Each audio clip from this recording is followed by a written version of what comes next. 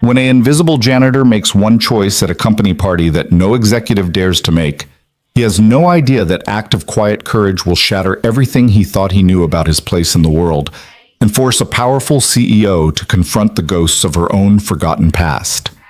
If you're ready to discover how one night can rewrite two lives forever, stay with me until the very end of this story. And if you believe kindness still matters in a world that often forgets to look down, hit that like button and drop a comment telling me what city you're watching from. I love seeing how far these stories travel. Now, let me take you into Ethan Cole's world. The fluorescent lights hummed their tired song across the 15th floor of Hale Industries, casting everything in that particular shade of corporate sterile that Ethan Cole had come to know as intimately as his own reflection. He pushed his cleaning cart past glass-walled conference rooms where decisions worth millions had been made earlier that day, past executive offices with their leather chairs and mahogany desks, past motivational posters that proclaimed everyone was valued, everyone mattered, everyone was seen. Ethan had learned years ago that those posters weren't meant for men like him. His reflection caught in the darkened windows, a lean man in his late 30s with tired eyes and work-worn hands, wearing the gray uniform that rendered him functionally invisible to the people who walked these halls during daylight hours. He'd perfected the art of being unnoticed, of moving through spaces without disturbing the air, of existing in the margins of other people's important lives. "Dad?" The voice crackled through his earbuds, small and sleep-rough. Ethan smiled despite the ache in his lower back, despite the knowledge that he still had 4 more floors to clean before his shift ended at 2 in the morning. "Hey, Lilybug," he said softly, pausing his cart beside a window that overlooked the glittering sprawl of the city. "What are you doing awake? It's past 11. "I had a dream," his 9-year-old daughter said. "You were wearing a fancy suit, and everyone was clapping for you." Ethan's throat tightened.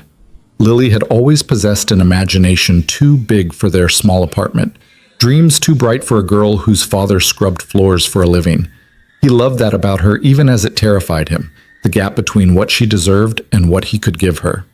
"Sounds like a nice dream, sweetheart." It felt real. She yawned, and he could picture her in her bed, surrounded by the library books she devoured like other kids consumed candy. "Are you coming home soon?" "Few more hours. Mrs. Chen is there if you need anything, okay?" "I know." A pause. "Dad? The party is tonight, right? The big company one?" Ethan glanced toward the conference center on the 20th floor where he'd spent the afternoon helping the event staff set up. Crystal glasses arranged in precise rows, champagne bottles chilling in silver buckets, flower arrangements that cost more than his monthly rent. A celebration for people who belonged in rooms like that. "Yeah, it's tonight. You should go." He almost laughed. "Lily, that's not... I can't just go to the company party. That's for the executives, the important people." "You're important," she said with the absolute certainty only a child could muster. "And you work there. You should go." "I work there at night, cleaning up after everyone else goes home. It's different." "Why?" The question hung in the air between them, simple and devastating. Why was it different? Because he wore gray instead of tailored suits? Because his hands were calloused from mop handles instead of soft from signing contracts? Because the world had drawn invisible lines that people like him weren't supposed to cross? "It just is, baby." "I think you should go," Lily insisted. "I think something good would happen if you did." Ethan closed his eyes, pressing his forehead against the cool glass. His daughter believed in magic, not the fairy tale kind, but the everyday variety, the kind where good things happened to good people, where hard work was rewarded, where invisible men could suddenly be seen. He'd stopped believing in that magic somewhere between his wife leaving and the medical bills that still arrived like clockwork, reminders of Lily's emergency appendectomy 2 years ago. But he couldn't bear to extinguish that light in his daughter's voice. "We'll see," he said gently. "Now you need to sleep. School tomorrow. Promise me you'll think about it?" "I promise I'll think about it. Love you, Lilybug." "Love you too, Dad." The line went quiet, leaving Ethan alone with the hum of fluorescent lights and the weight of promises he wasn't sure he could keep. He resumed his routine, emptying trash cans, wiping down desks, erasing the evidence of other people's productive days. Each office told a story: family photos in expensive frames, Diplomas from universities he could never afford. Coffee mugs with inspirational quotes about reaching for the stars. Ethan reached for his spray bottle instead. He was finishing the 14th floor when he heard them, voices echoing up the emergency stairwell, the kind of laughter that came from people who'd already had a few drinks. The party had started an hour ago, and apparently some of the younger executives had decided the outdoor balcony was the perfect place for a cigarette break. Did you see Johnson trying to pitch his quarterly projections to Victoria while she was clearly trying to enjoy her drink? A woman's voice, sharp with amusement. The man has no sense of timing. Johnson has no sense, period, a male voice responded. But he's not wrong to be worried. I heard the restructuring rumors. Some departments are getting consolidated after New Year's. Ethan's hand stilled on the desk he was wiping. Restructuring, consolidation, corporate words that meant real people losing real jobs. Well, whoever survives better make themselves visible tonight, another voice chimed in. FaceTime with the CEO, you know. Let her see you're indispensable. Their laughter faded as they headed back to the party, leaving Ethan alone with the sick feeling in his stomach. He knew he should keep working, should finish his route, and stay safely in his lane, but Lily's words kept echoing in his head. You should go. I think something good would happen. He thought about the gray uniform he wore, the one that made him invisible. He thought about his daughter, who believed in everyday magic. He thought about the fact that he'd been working at Hale Industries for 7 years and had never once been to a company event, never once been acknowledged as anything more than a line item in the facility's budget. The party was on the 20th floor. His cart was on the 14th. Between them lay 6 floors and a gulf of social stratification he'd never dared to cross. Ethan looked at his watch. 9:45. His supervisor wouldn't check on him for at least another hour. The 20th floor was technically on his route. He was supposed to clean it after the party ended, but that didn't mean he couldn't go up early just to see, just to prove to his daughter that he'd tried. He left his cart in a supply closet and took the service elevator up, his heart hammering against his ribs in a way that felt ridiculous. It was just a party. He wasn't crashing the White House. But as the doors opened onto the 20th floor, the sound of music and laughter washing over him like a wave, Ethan felt his courage wavering. The conference center had been transformed. The fluorescent lights were gone, replaced by warm, golden lighting that made everything glow. The long tables he'd helped set up were laden with food he couldn't name, artful arrangements that looked too beautiful to eat. People clustered in groups, wine glasses catching the light, designer dresses and tailored suits moving in a choreographed dance of corporate networking. Ethan stood in the doorway, suddenly hyper-aware of his gray uniform, his worn sneakers, the smell of cleaning solution that probably clung to his clothes. No one looked at him. Not because he was invisible, he'd grown used to that, but because he genuinely didn't belong here, and everyone knew it, including him. Can I help you? The voice came from a young woman in a black dress holding a clipboard, her smile professionally polite and utterly dismissive. One of the event coordinators he'd seen earlier, though she clearly didn't remember him. Ethan started, then stopped. What was he? An employee? Technically true, but not in the way that mattered here. A party crasher? Closer to the truth. A father trying to keep a promise to his daughter? I work here. Just thought I'd... The service staff entrance is around back, she said, her smile never wavering. If you're with catering, you'll want to check in with Maria. No, I'm not. I work here, for the company. She glanced at his uniform, and her expression shifted into something that might have been pity or might have been discomfort.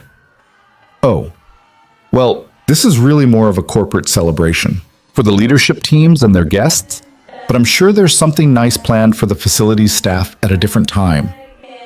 There wasn't. There never was. But Ethan nodded anyway, backing toward the elevator with his face burning. What had he been thinking? That he could just walk into this world and belong? That the invisible lines that governed his life would somehow disappear because his daughter dreamed about him in a fancy suit? He was reaching for the elevator button when he heard it. Oh my God, is she seriously crying?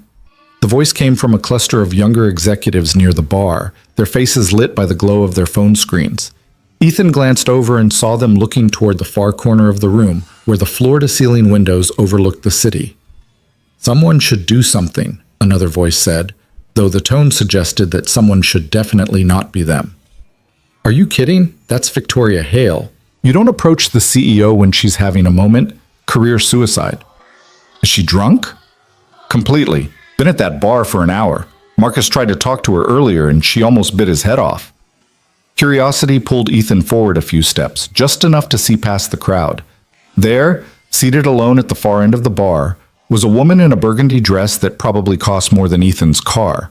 Her dark hair was coming loose from its elegant updo, and even from this distance, he could see the unsteady way she reached for her wine glass. Victoria Hale, the CEO. The woman whose name was on the building, whose decision shaped the lives of thousands of employees, including his own. Ethan had seen her exactly 3 times in 7 years, always from a distance, always surrounded by an entourage of assistants and executives, always moving with the kind of purpose that came from knowing exactly where you belonged in the world. She didn't look purposeful now. She looked drunk and alone and utterly abandoned in a room full of her own employees. "Where's her driver?" someone whispered. "She gave him the night off. Apparently she was planning to leave with the Hendersons, but they left an hour ago without telling her." Typical. Everyone wants FaceTime with the CEO when she's powerful and put together. The moment she shows vulnerability, suddenly we're all very busy elsewhere. Laughter rippled through the group, nervous and cruel in equal measure. Ethan watched as people pulled out their phones, angles shifting to capture the CEO in her moment of weakness. By tomorrow, this would be office gossip. By Monday, it would be a cautionary tale. By next month, it would be a joke. He should leave. This wasn't his problem, wasn't his world. He was the janitor, the invisible man, the person who existed in the margins while people like Victoria Hale commanded the center. Getting involved would be overstepping, presumptuous, potentially job-ending. But then Victoria lifted her head, and for just a moment her eyes found his across the room. She didn't recognize him. How could she? They'd never spoken, never existed in the same sphere. But in that brief second of eye contact, Ethan saw something that made his chest ache with recognition. He saw someone who was invisible too. Not invisible in the way he was, ignored by choice, rendered irrelevant by circumstance, but invisible in a different, equally painful way, surrounded by people and utterly alone, powerful and completely unseen.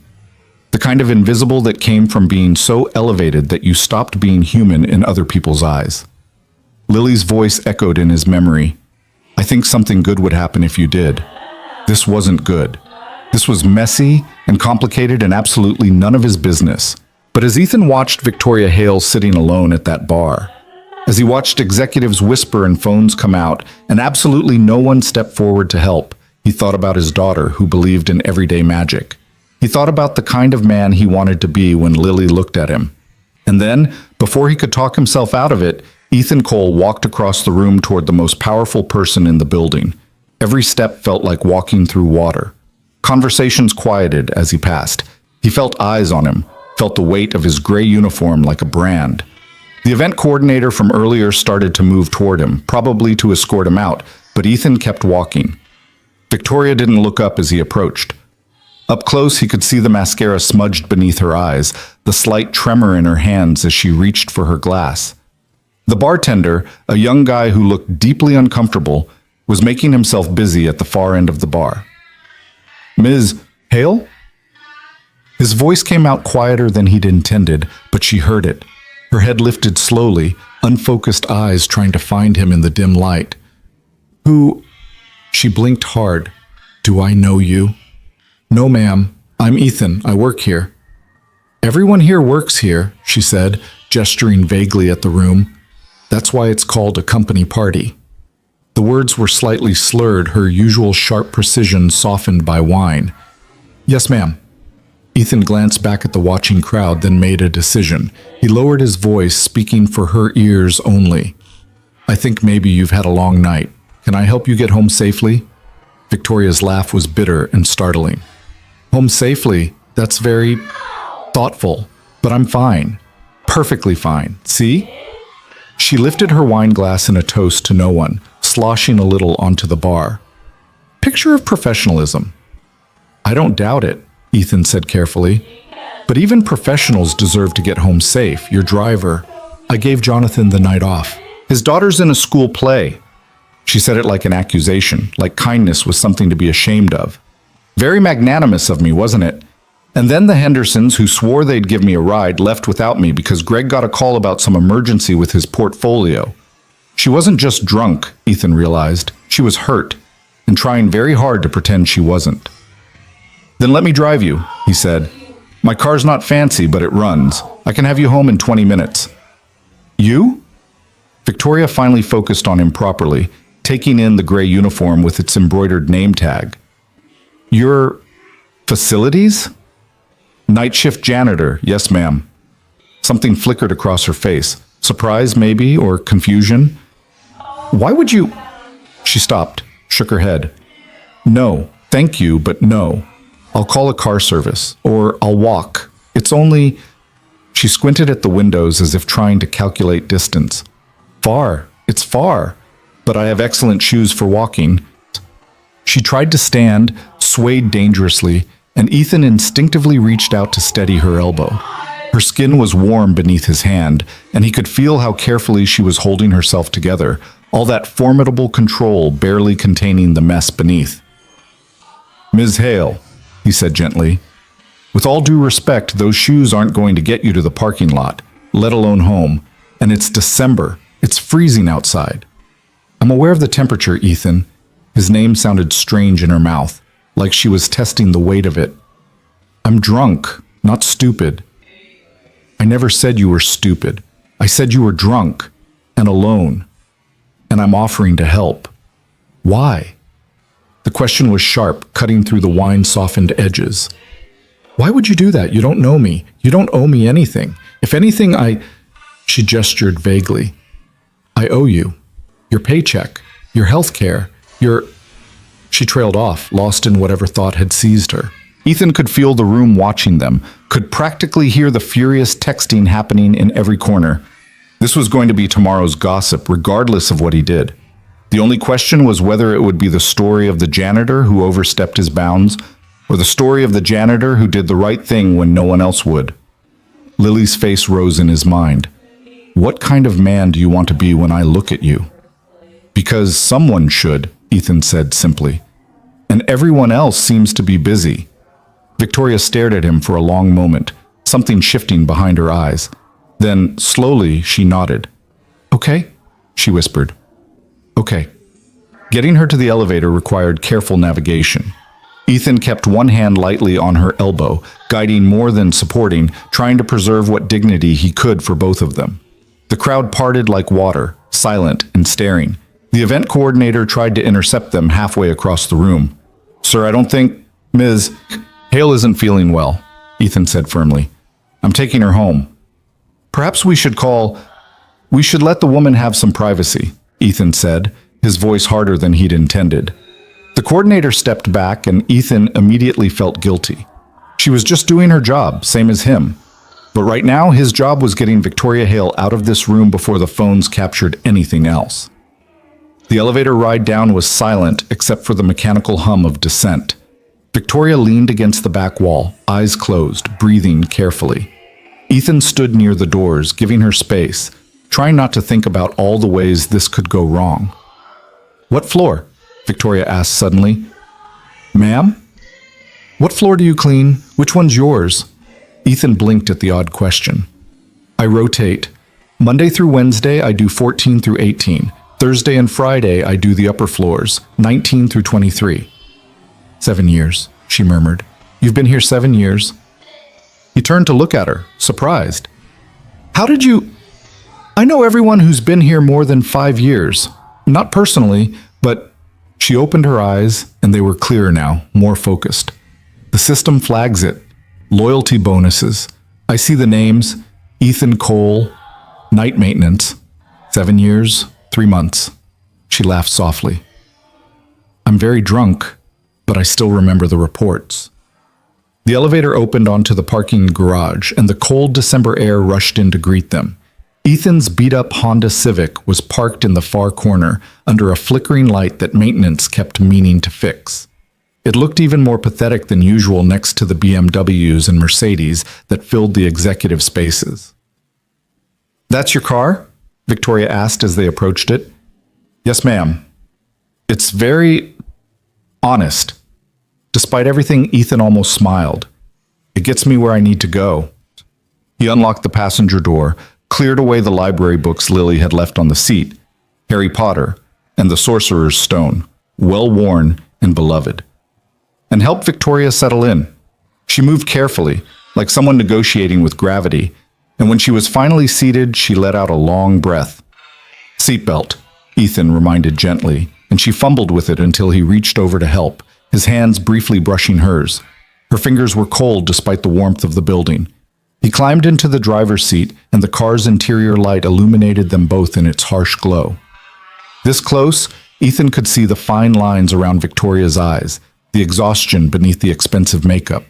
She looked older than she did in the company photos, and somehow more real. "Where to?" he asked. She rattled off an address in Riverside Heights, the kind of neighborhood where houses had gates and gardeners and price tags that made Ethan's apartment rent look like pocket change. Of course, that's where she lived. Where else would the CEO of Hale Industries live? The car started on the second try. It always did, faithful despite its age, and Ethan pulled out of the garage into the December night. The city streets were quiet at this hour, holiday lights reflecting off wet pavement, storefronts dark except for their security lights. They drove in silence for the first few minutes. Ethan kept the radio off, unsure what music would be appropriate for this surreal situation. Victoria stared out the window, her reflection ghostly in the glass. "Do you have children?" she asked suddenly. The question caught Ethan off guard. "Yes, a daughter, Lily. She's 9. 9. Victoria turned to look at him. "That's a good age. Still believes in things." "She does." Ethan smiled despite himself. "Too many things, probably. She thinks the world is basically fair, that good things happen to good people." "You don't believe that?" He considered the question as he turned onto the highway. "I believe the world is what you make of it, and sometimes what you make of it isn't enough, but you keep trying anyway." "For her." "For her," he agreed. "She's why I work nights. The pay's better, and I can be with her during the day when she's home from school. Mrs. Chen, our neighbor, she watches her while I sleep. Then I'm up in time to help with homework, make dinner, all the normal dad stuff. Then I go to work and do it all again." "Her mother?" "Left when Lily was 3. The words came easier than they used to. Said she didn't sign up for this life, and I guess she was right. We were young, thought we could make it work on love and determination. Turns out the world requires more than that." "I'm sorry." Ethan glanced at her, surprised by the genuine sympathy in her voice. "It's okay. We're okay. It's not the life I planned, but..." He thought about Lily's smile, the way she hugged him before bed every night, how she still believed he could do anything. "It's enough. It has to be." More silence. The highway stretched ahead of them, nearly empty. Ethan's hands were steady on the wheel, but his mind was racing. Tomorrow, he'd have to face the consequences of this decision. The whispers, the questions, maybe even disciplinary action for overstepping his bounds. But tonight, right now, he was just a man driving another human being home safely. "Why did you help me?" Victoria's voice was soft, almost lost beneath the hum of the engine. "I told you. Because someone should." "But why you? You could have walked away. Everyone else did. The people who work directly for me, who depend on me for their careers, their livelihoods, they all saw me there and chose to protect themselves instead."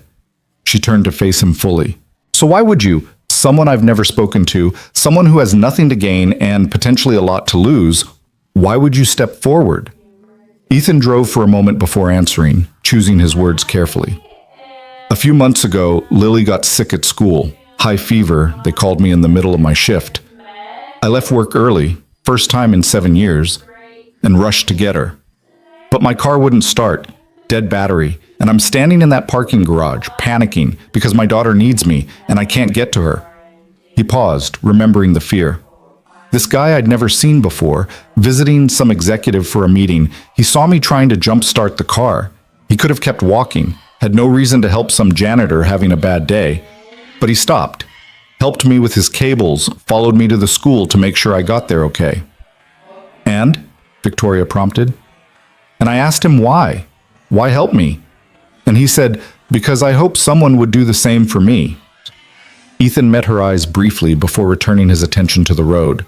So when I saw you tonight, alone and everyone else walking away, I thought about that stranger. And I thought about the kind of man I want to be when my daughter looks at me. Victoria was quiet for so long that Ethan thought maybe she'd fallen asleep. But when he glanced over, her eyes were open, staring at something he couldn't see.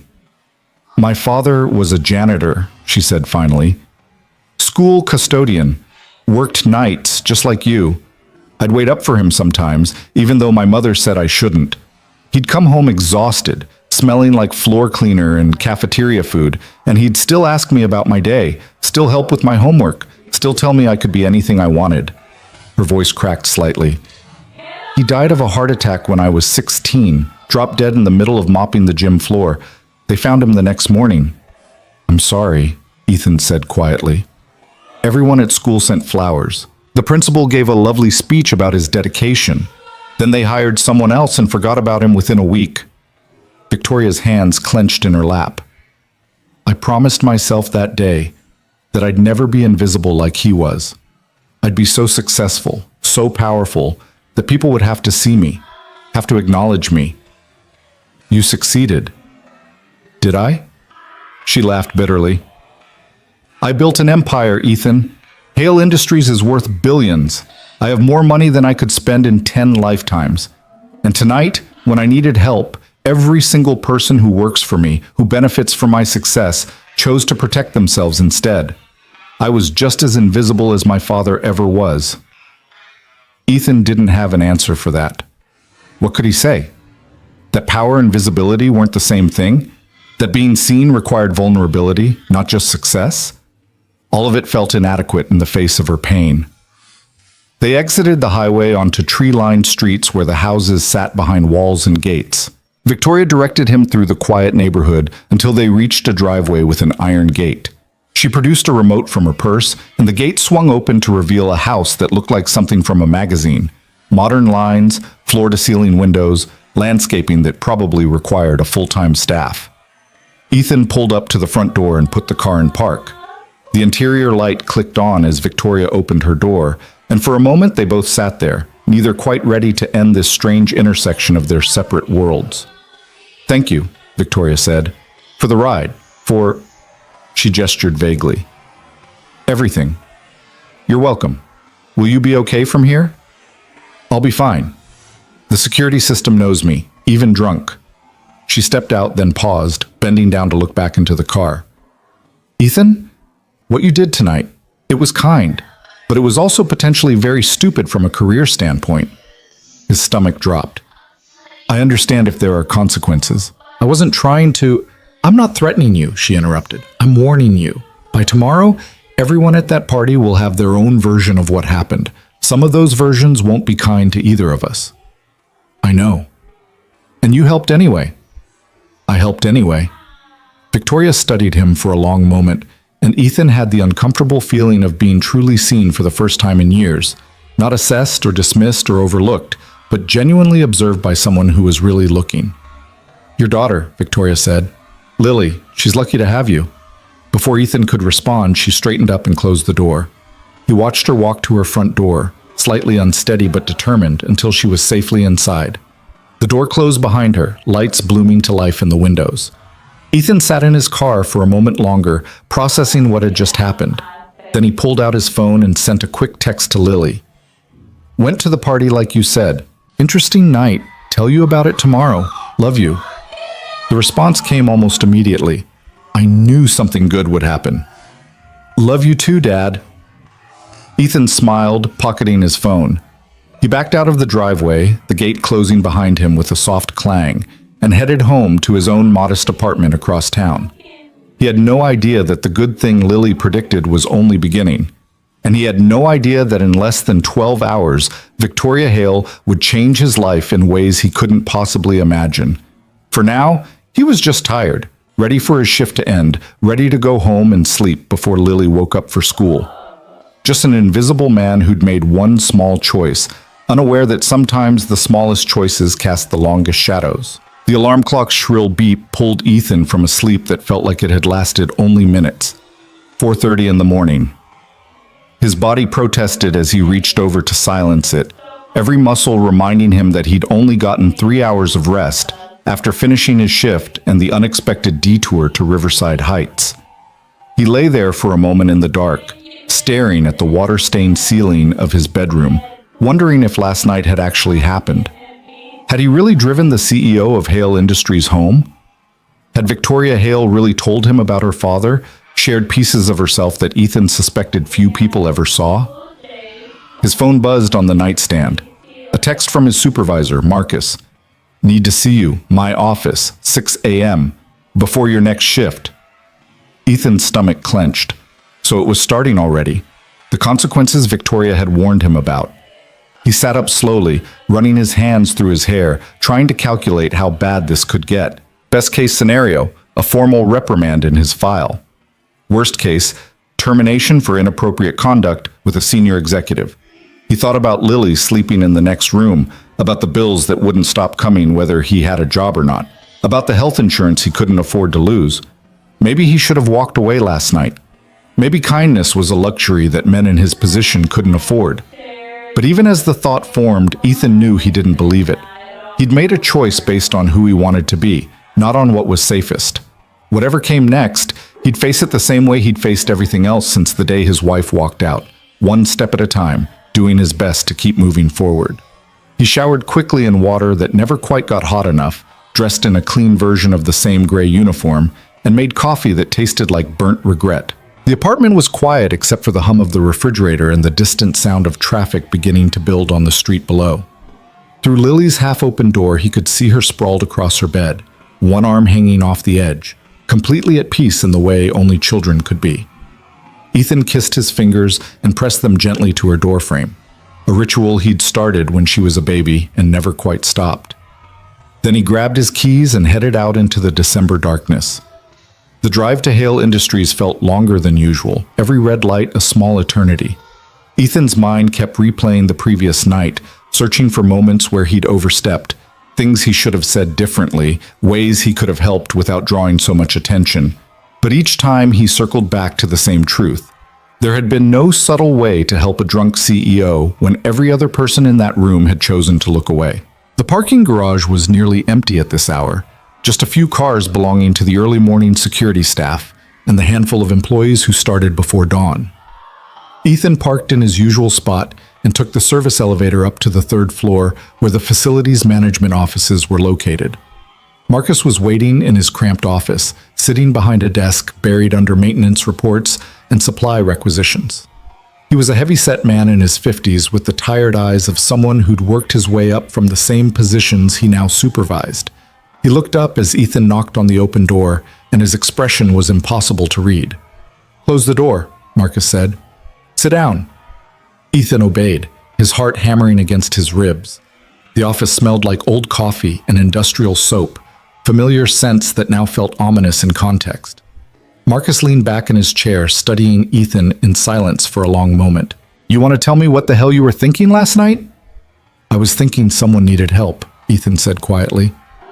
"Someone? You mean Victoria Hale, the CEO, the woman who runs this entire company?" "Yes." "And it didn't occur to you that maybe there were other people better qualified to help her? People who actually work with her, who know her, who have some kind of professional relationship that would make that interaction appropriate?" Ethan met Marcus's eyes steadily. There were about 200 people better qualified, and not one of them stepped forward. They were too busy taking pictures on their phones. Marcus's jaw tightened. "You don't know that. I was there. I saw it." "You were there in a gray uniform, Ethan. You were there as maintenance staff at a corporate event you had no business attending in the first place." Marcus rubbed his temples. "I got 6 calls this morning. 6.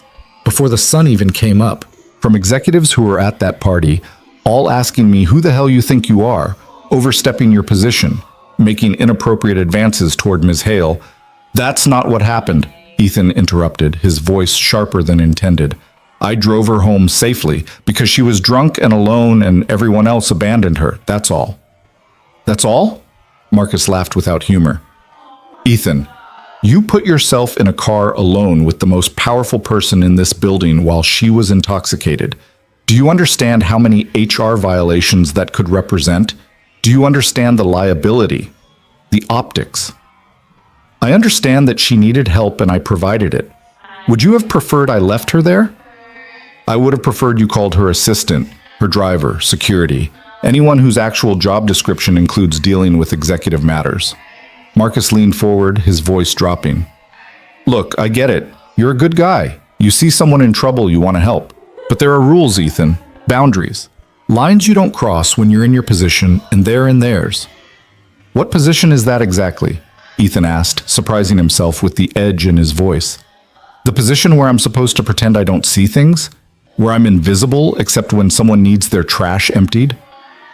The position where you have a daughter to support and bills to pay and a job you can't afford to lose because you decided to play hero.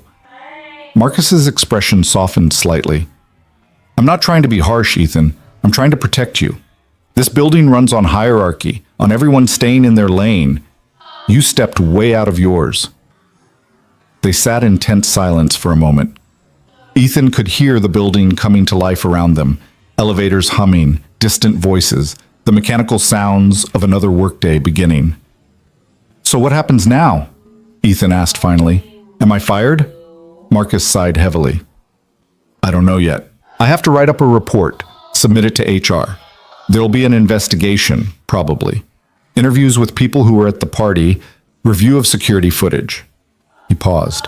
For what it's worth, I believe you had good intentions. But good intentions don't always protect you from consequences. I understand. Do you? Because this isn't like showing up late or calling in sick. This is about crossing professional boundaries with someone 40 levels above you on the org chart. Even if your intentions were pure, even if you did the right thing morally, it doesn't mean there won't be fallout. Ethan nodded slowly, feeling the weight of reality settling onto his shoulders. He'd known this was coming, but hearing it laid out so clearly made it real in a way it hadn't been before. Can I ask you something? Marcus said, his voice gentler now. Why did you even go to that party? In 7 years, you've never shown any interest in company events. My daughter, Ethan said simply. She asked me to go. Said she thought something good would happen if I did. Marcus's expression shifted into something that might have been sympathy or might have been pity. Kids, he muttered, they believe in magic. Yeah, Ethan agreed quietly. They do. Go home, Marcus said. Your shift tonight is canceled pending the investigation. You'll still get paid, but I need you to stay away from the building until this is resolved. Could be a few days, could be longer. I'll call you when I know more. Ethan stood, feeling unsteady despite having done nothing wrong. Marcus, what do you think will happen? The older man looked at him for a long moment before answering.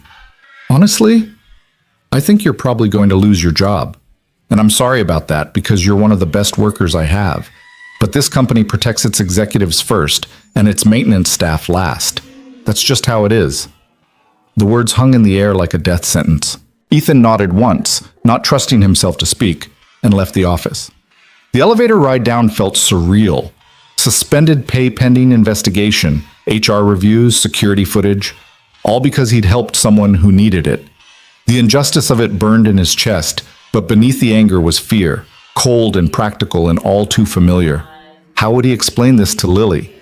How would he pay rent if this dragged on for weeks? What would he do if he actually lost this job? His phone buzzed as he reached his car. Another text, this one from a number he didn't recognize.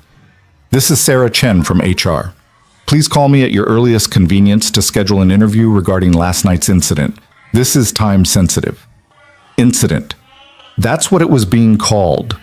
Not an act of kindness, not a human being helping another human being. An incident that required investigation and documentation and official statements. Ethan slumped into the driver's seat, his head falling back against the headrest. The parking garage was filling up now with the early arrivals. Men and women in business suits carrying coffee cups and briefcases, heading into a building where they belonged, where they fit into neat boxes on organizational charts. He'd never fit into those boxes. Never wanted to, really. But he'd always believed that working hard, keeping his head down, doing his job well, that those things mattered. that competence and reliability were enough. Apparently they weren't. His phone buzzed again. Not HR this time, but a call from a local number. Ethan almost didn't answer, but something made him hit the accept button. Hello? Mr. Cole? This is James Mitchell, Ms. Hale's executive assistant. Ms. Hale has requested your presence at her office this morning at 8 o'clock sharp. Will that be possible? Ethan's mind went blank. Victoria wanted to see him? After everything. After the calls to Marcus. After the HR investigation. She wanted to see him? Mr. Cole, are you there? Yes, I'm here. He paused. I was told to stay away from the building pending an investigation. I'm aware of the situation. The assistant's voice was crisp and professional. Ms. Hale is also aware. Her request supersedes any other directives you may have received. Can you be here at 8? It was a command disguised as a question, the kind of polite corporate phrasing that meant you didn't actually have a choice. I'll be there, Ethan said. Excellent. When you arrive, come directly to the executive floor. 23rd. Security will be expecting you. The line went dead. Ethan sat in his car, staring at his phone, trying to process what had just happened. He'd been suspended and summoned in the same morning, told to stay away and called to the CEO's office. Nothing about this made sense. He had 90 minutes until the meeting. Not enough time to go home and back, too much time to just sit in his car. Ethan drove to a diner 3 blocks away, one of the 24-hour places that served the night shift workers and the insomniacs and the people whose lives didn't fit into normal business hours. The coffee was better than what he made at home, and the waitress didn't ask questions when he sat in a corner booth and stared at his phone like it might offer answers. He texted Mrs. Chen to let her know he'd be late getting home, then sent Lily a message even though she wouldn't see it until she woke up. Might be home late this morning. Something came up at work. Love you. The diner gradually filled with the breakfast crowd, construction workers and nurses ending night shifts, elderly couples who probably ate here every morning, a handful of people who looked as lost as Ethan felt. He watched them come and go, all these lives intersecting briefly in this fluorescent lit space before spinning back out into their separate orbits. At 7:30, Ethan paid his bill and drove back to Hale Industries. The building looked different in daylight, less imposing somehow. The early morning sun caught the glass and steel, making it gleam like something aspirational, like the kind of place where dreams were supposed to come true if you worked hard enough. Ethan had worked hard for 7 years. He wondered if it had mattered at all. Security was indeed expecting him. The guard at the front desk checked his ID, made a phone call, then directed him to a private elevator that required a key card. The guard provided one, temporary access that would expire in 2 hours. 23rd floor, the guard said. Ms. Hale's assistant will meet you when the doors open. The elevator was different from the service ones Ethan used during his shifts. Clean carpet instead of industrial flooring, soft lighting instead of harsh fluorescence, the subtle scent of something expensive and floral. It rose smoothly and silently, floor numbers ticking past on a digital display. 23. The doors opened onto a reception area that looked like it belonged in a magazine spread. Floor-to-ceiling windows offered a panoramic view of the city. The furniture was modern and minimal, everything in shades of cream and gray and chrome. A young man in an impeccable suit sat behind a curved desk, his fingers moving rapidly across a keyboard. He looked up as Ethan stepped out of the elevator, and his professional smile never wavered, even though Ethan could see the flicker of assessment in his eyes, taking in the gray uniform, the worn shoes, the everything that marked Ethan as someone who didn't belong here. Mr. Cole, the assistant said, standing. I'm James Mitchell. Thank you for coming. I'm not sure I had much choice, Ethan said honestly. A brief smile crossed James's face, there and gone. Ms. Hale can be quite persuasive. If you'll follow me. He led Ethan down a hallway lined with abstract art and awards in glass cases, past smaller offices where people were already at work, even though it wasn't quite 8 yet. Everything was hushed, efficient, expensive. At the end of the hall was a set of double doors, dark wood with chrome handles. James knocked once, then opened the door. Mr. Cole is here, Ms. Hale. Send him in. Thank you, James. The assistant stepped aside and Ethan walked into Victoria Hale's office, his heart hammering. The space was enormous, probably bigger than his entire apartment. One wall was entirely windows, offering an even more spectacular view than the reception area. The other walls held more art, some photographs that looked personal rather than corporate, a bookshelf that actually seemed to be used rather than decorative. The desk was massive, dark wood that matched the doors, and behind it sat Victoria Hale. She looked nothing like the woman from last night. Gone was the burgundy dress, the smudged mascara, the wine-loose vulnerability.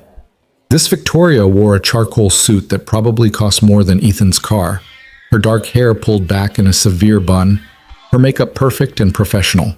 She looked like exactly what she was, one of the most powerful people in the business world. But when she looked at Ethan, her eyes held something he hadn't expected: uncertainty. "Please sit," she said, gesturing to one of the chairs across from her desk. Ethan sat, trying not to feel like he was being called to the principal's office. Victoria folded her hands on the desk, studying him with an intensity that made him want to look away. "I suppose you're wondering why I called you here," she began. "Among other things, yes. I want to apologize. Whatever Ethan had been expecting, it wasn't that." He blinked. "Apologize? For last night. For putting you in a difficult position. For..." She paused, seeming to choose her words carefully. "For being vulnerable in a way that you felt compelled to respond to, and then for the consequences you're facing because of that response." "You didn't put me in any position," Ethan said. "I made a choice. I knew there might be consequences." "Did you? Did you really know that by morning, half the executives at that party would be calling for your termination? That HR would launch an investigation treating you like you'd committed some kind of assault? That your supervisor would suspend you?" "I knew it was possible." Victoria's expression hardened. "Well, I didn't. Or rather, I didn't think about it. I was too drunk and too upset to consider what helping me might cost you. And that was selfish." "You needed help. That's not selfish. Needing help isn't selfish. Accepting help without considering the helper's position, their vulnerability, that's selfish." She stood abruptly, walking to the windows. The morning light caught her profile, making her look both formidable and fragile. "Do you know what I did this morning, before the sun was even up?" "No, ma'am." "I reviewed security footage from last night. Every camera angle from the party, from the garage, from the lobby. I watched you help me to the elevator. I watched you drive away with me in your car. And do you know what I saw?" Ethan waited. "I saw a man being extraordinarily gentle with someone who didn't deserve it. Someone who'd gotten herself into an embarrassing situation through her own poor choices. I saw you protecting my dignity when no one else cared to. And then I read the reports that were already being filed, the accusations, the insinuations." Her voice turned hard. 6 different people claimed you were behaving inappropriately. 3 said you appeared to be taking advantage of my state. One particularly creative individual suggested you might have been planning to blackmail me. Anger flared hot in Ethan's chest. "That's not..." "I know it's not," Victoria interrupted, turning to face him. "Because I was there, Ethan. Drunk, but present. And I know exactly what happened. You helped me when no one else would, and you did it with more respect and kindness than I probably showed you in return." She walked back to her desk but didn't sit, instead leaning against it, her posture less formal now. "My father," she said quietly. "The janitor I told you about last night. I barely remember what he looked like when he smiled. It's been so long, and I've tried so hard not to think about him, about that life. But last night, sitting in your car with those library books on the seat and the heater that didn't quite work right, I remembered." "Remembered what?" "What it felt like to be seen as a person instead of a position. My father used to say that the measure of someone's character wasn't how they treated people who could do something for them, but how they treated people who couldn't. People like him. People like..." She gestured at Ethan. "People like you." "I'm not looking for recognition," Ethan said carefully, "or special treatment. I just did what felt right." "I know, and that's exactly why what I'm about to do is complicated." Victoria returned to her chair and her CEO persona slid back into place like armor. "The investigation is over. I've already spoken to HR. You're cleared of any wrongdoing, and the allegations have been formally dismissed as baseless." Relief washed over Ethan, so intense it made his hands shake. "Thank you." Don't thank me yet, because I'm also making some other changes, and you need to understand what they mean before you accept them. She pulled a file folder from her desk drawer, opening it to reveal what looked like official documents. Effective immediately, you're being promoted to Facilities Operations Manager. It comes with an office on the 12th floor, a $20,000 salary increase, and responsibility for overseeing maintenance operations across 3 of our regional offices. Ethan stared at her, his mind unable to process the words. I'm not qualified for that position. You've worked here for 7 years. You know every floor of this building, every system, every process. You're reliable, competent, and clearly possess better judgment than half the executives currently on my payroll. You're more than qualified. That's not what I mean. Ethan leaned forward, trying to make her understand. Ms. Hale, I appreciate this, more than you know, but it looks like exactly what those people were accusing me of. Like I helped you to get something out of it. Like you're rewarding me with a promotion because you showed basic human decency when no one else would? Victoria's voice was sharp. Let them think that. Let them wonder if kindness might actually get you somewhere in this company. Maybe it'll inspire some of them to try it. Or maybe it'll make them resent me, make my life here impossible. Possibly. She met his eyes steadily. Is that a reason not to accept? Ethan thought about Lily, about the medical bills that still arrived every month, about the raise that would mean he could finally afford to get his car properly fixed, maybe even save a little for her college fund. He thought about an office instead of a janitor's closet, about respect instead of invisibility. But he also thought about the whispers that would follow him, the accusations that would intensify, the way every success would be attributed to that one night instead of his own merit. I don't want this if it's charity, he said finally, or guilt. Were you trying to make amends for something that doesn't need amending? It's not charity, Victoria said firmly. It's recognition of 7 years of excellent work that I should have acknowledged long before last night. And yes, maybe it took me being drunk and vulnerable to finally see what was right in front of me. Maybe it took you helping me to realize how many good people I've overlooked in this company, because they didn't fit the profile of what I thought leadership looked like.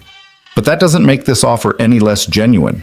She slid the folder across the desk toward him. You have until Monday to decide. Think about it. Talk to your daughter. Consider whether the job is something you actually want, not just something you think you should refuse on principle. Her expression softened slightly. But Ethan, you deserve this. Not because of last night, but in spite of it. Because you've earned it through years of showing up, doing the work, being reliable and kind even when no one was watching. That matters. It should have mattered before now. Ethan's throat felt tight. He looked down at the folder, at the official Hale Industries letterhead visible through the transparent cover, at the opportunity that felt both like a dream and a trap. Can I ask you something? He said. Of course. Why does it matter so much to you? Not the promotion, I mean last night. Why did it affect you so much that people walked away? Victoria was quiet for a long moment, her fingers tracing patterns on the polished wood of her desk. Because I've spent 20 years building this company, building my reputation, building walls high enough that no one could see me as weak or vulnerable. And in one night, all of that fell apart. I got drunk, I got emotional, I got left alone by people I thought of as colleagues, if not friends. And the only person who stepped forward was someone I'd never even noticed before. She looked up at him. That's terrifying, Ethan. Realizing that all the power and success in the world doesn't guarantee that anyone will actually care when you fall, but it's also clarifying. It showed me what really matters. And what's that? The kind of person you are when no one's watching. The choices you make when helping costs you something. She paused. You could have walked past me last night. Probably should have from a career standpoint, but you didn't. And I need people like you in this company. People who see human beings instead of positions on an org chart. Ethan picked up the folder, feeling its weight. Inside was a future he'd never imagined. Stability, opportunity, maybe even pride in the work he did instead of shame at how invisible it made him.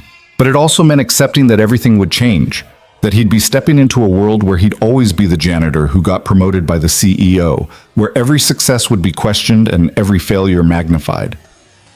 I'll think about it, he said finally. That's all I ask. Victoria stood, extending her hand across the desk. Ethan rose and took it, her grip firm and businesslike. And Ethan, regardless of what you decide about the promotion, thank you for last night, for being the kind of person my father would have been proud to know. The words settled into Ethan's chest, warm and unexpected. He nodded, not trusting himself to speak, and left her office with the folder clutched in his hands. James gave him a knowing look as he passed through reception, but said nothing. The elevator ride down felt slower than the one up, giving Ethan too much time to think, to wonder, to imagine both the possibilities and the pitfalls of accepting Victoria's offer. When he reached the lobby, his phone buzzed. A text from Lily. "Mrs. Chen says you're not home yet. Everything okay?" Ethan smiled despite everything and typed back, "Everything's fine, Bug." Something unexpected came up. "I'll explain when I get home. Love you. Love you too. Can't wait to hear about the party." The party. It felt like it had happened a lifetime ago instead of just last night. Ethan walked out into the December morning, the folder under his arm, his future suddenly uncertain in ways both thrilling and terrifying. He didn't know yet whether he'd accept the promotion, didn't know if he could navigate the politics and resentments that would come with it. But as he climbed into his beat-up Honda Civic and started the engine, Ethan realized something important. For the first time in 7 years, he had a choice. Not just about a job, but about who he wanted to be and what kind of life he wanted to build for himself and Lily. And maybe, just maybe, that was the good thing his daughter had predicted would happen. The apartment felt smaller when Ethan walked through the door, the folder from Victoria's office suddenly heavy in his hands. Mrs. Chen looked up from the small kitchen table where she was helping Lily with what looked like a math worksheet, her weathered face creasing into a smile that faded when she saw his expression. "You look like you've seen a ghost," she said in her accented English, standing slowly. Her joints always gave her trouble in the morning. "Everything okay?" "Everything's fine, Mrs. Chen. Thank you for staying with Lily." "Dad!" Lily launched herself from her chair, wrapping her arms around his waist. "You said something came up at work. What happened? Was it about the party? Did something good happen like I said?" Ethan looked down at his daughter's eager face, at the hope shining in her eyes, and felt the weight of the decision pressing down on him. How did you explain to a 9-year-old that sometimes good things came wrapped in complications? That opportunity and risk were often the same package wearing different ribbons. "Let me walk Mrs. Chen out first, okay, Bug?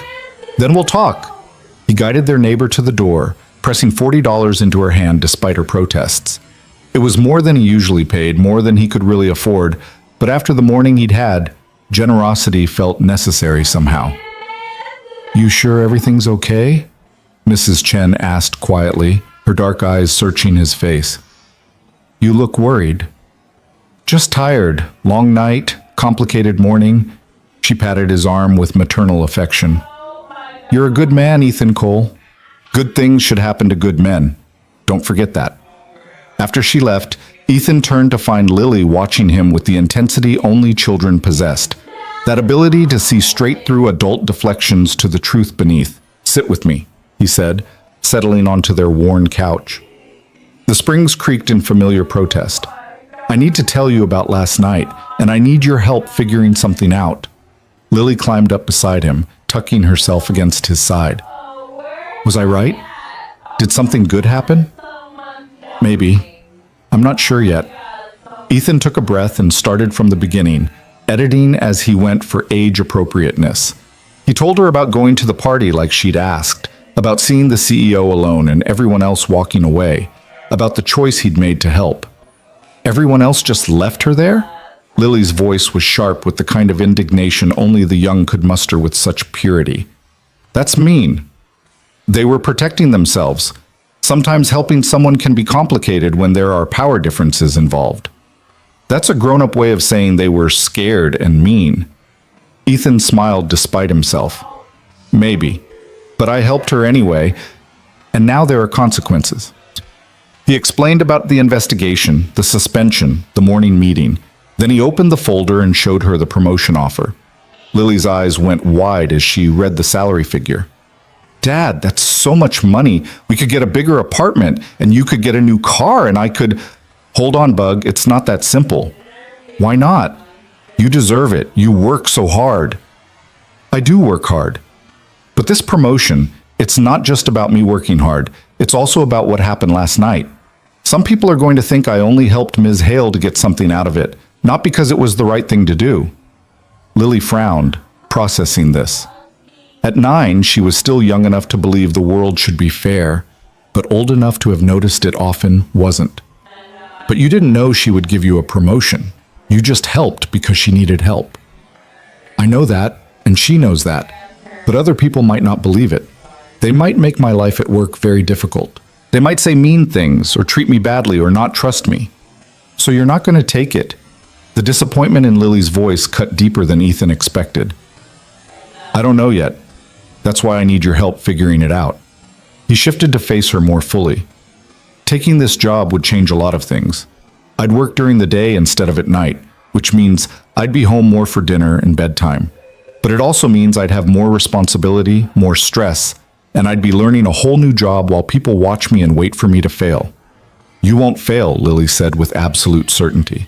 How do you know? Because you never give up. Even when Mom left and things got really hard, you didn't give up. You worked 2 jobs and took care of me, and you always made sure I had what I needed. Her small hand found his, and because you're the smartest person I know. Ethan's throat tightened. I'm not that smart, sweetheart. I never went to college. I barely finished high school. That school's smart. I'm talking about people smart. You always know what to do when I have a problem with my friends. You can fix anything that breaks. You notice when people are sad even when they're trying to hide it. She squeezed his hand. That's the kind of smart that matters for being a boss, right? Knowing about people? Out of the mouths of babes, Ethan thought. His daughter had just articulated something he hadn't quite been able to grasp himself. That maybe his years of invisible work, of noticing the details everyone else overlooked, of solving problems quietly and efficiently, maybe those skills were exactly what made him qualified for this position. What do you think I should do? He asked. Lily was quiet for a moment, her face serious in that way that made her look older than her years. I think you should be scared, but do it anyway. That's what you always tell me when I'm nervous about something new. This is a little different than trying out for the school play, Bug. Is it though? You said you'd have to learn new things, and people might be mean, and you might mess up sometimes. That's exactly what trying out for the play felt like. But you told me that being brave doesn't mean not being scared. It means doing the thing even when you are scared. Because the thing might be worth it. Ethan pulled his daughter close, pressing a kiss to the top of her head. When did you get so wise? I had a good teacher, she said, her voice muffled against his chest. So are you going to take it? I think so. Yeah, I think I am.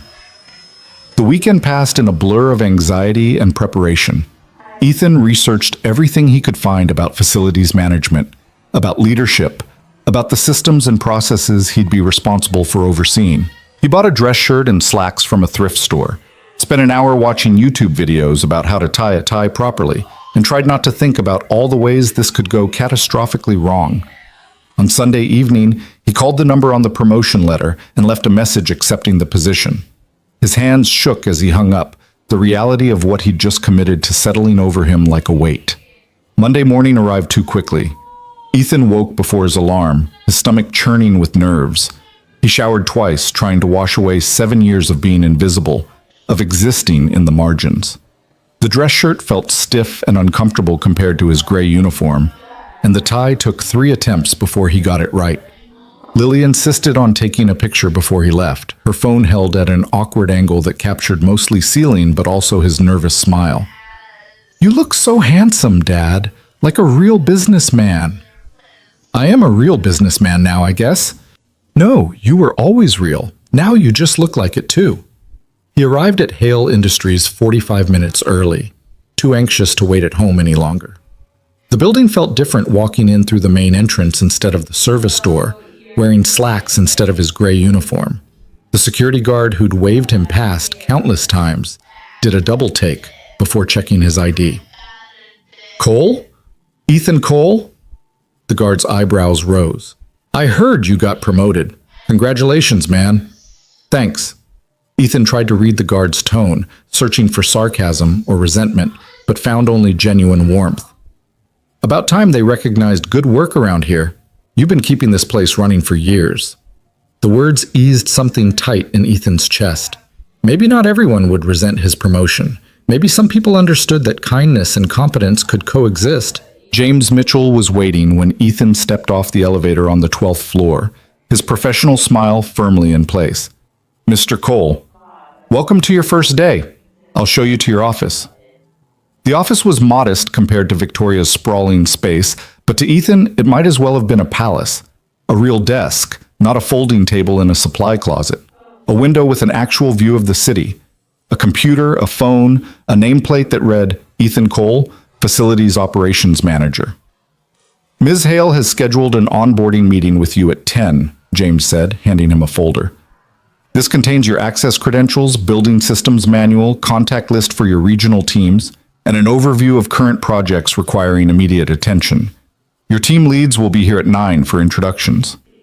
"Team leads?" Ethan echoed faintly. "You'll be managing 12 people directly, with an additional 38 staff members across the regional offices reporting through those leads. It's outlined in the organizational chart on page 4. 50 people. Ethan would be responsible for 50 people's work, their schedules, their performance reviews. The enormity of it hit him like a wave, and he had to sit down in his new chair before his knees gave out. James's expression softened slightly. "It's overwhelming at first, I know. But Ms. Hale wouldn't have promoted you if she didn't believe you could handle it. And you'll have support. I'm available if you need anything, and Margaret Chen from HR will be checking in regularly during your transition period." After James left, Ethan sat alone in his office, trying to absorb the reality of his new position. Through the window, he could see the city spreading out below. All those buildings full of people living their lives, making their choices, navigating their own complicated paths. Somewhere out there, Lily was sitting in her classroom, probably telling anyone who would listen that her dad had gotten a promotion. At 8:55, there was a knock on his door frame. Ethan looked up to find 3 people standing there, their expressions carefully neutral. 2 men and a woman, all probably in their 40s or 50s, all wearing variations of business casual that suggested they'd been in the facilities department for years. "Mr. Cole?" The woman spoke first, her tone professionally polite but cool. "I'm Sandra Morrison, lead for the North Region. This is Tom Bradley and Kevin Foster. We're your team leads. Please, come in, and call me Ethan." He stood, trying to project confidence he didn't feel. "I know this transition is probably as unexpected for you as it is for me." "That's one way to put it," Tom said, his arms crossed over his broad chest. "Another way would be to say that we've been working in facilities management for a combined 60 years, and we just found out we're reporting to someone who was emptying our trash cans last week." The bluntness of it stung, but Ethan forced himself to meet Tom's eyes steadily. "You're right, I was. And I know how the systems work because I've been using them for 7 years. I know which contractors cut corners and which ones do quality work. I know that the HVAC system on floors 8 through 11 needs replacing, not just repairs, and that we're wasting thousands every month trying to patch it. I know that the cleaning supplies we're ordering from Midwest Industrial are marked up 40% over what we could get from Regional Supply Co. I know these things because I've been paying attention, not because I have an MBA. Sandra's eyebrows rose slightly. "You've been tracking the HVAC efficiency?" "I've been tracking everything. Systems fail when people stop noticing the details." Ethan gestured to the chairs in his office. "Look, I'm not going to pretend I know everything you know. You have experience and expertise I don't have, but I'm also not going to apologize for the opportunity I've been given. I can either spend my energy defending my presence here, or I can spend it learning from you and doing this job well. I'd prefer the latter, but that requires you giving me a chance." The 3 team leads exchanged glances, some silent communication passing between them. Finally, Kevin spoke, his voice less hostile than Tom's had been. "You really track the HVAC data?" "I have spreadsheets, 7 years worth, energy costs, repair frequency, temperature complaints by floor and season.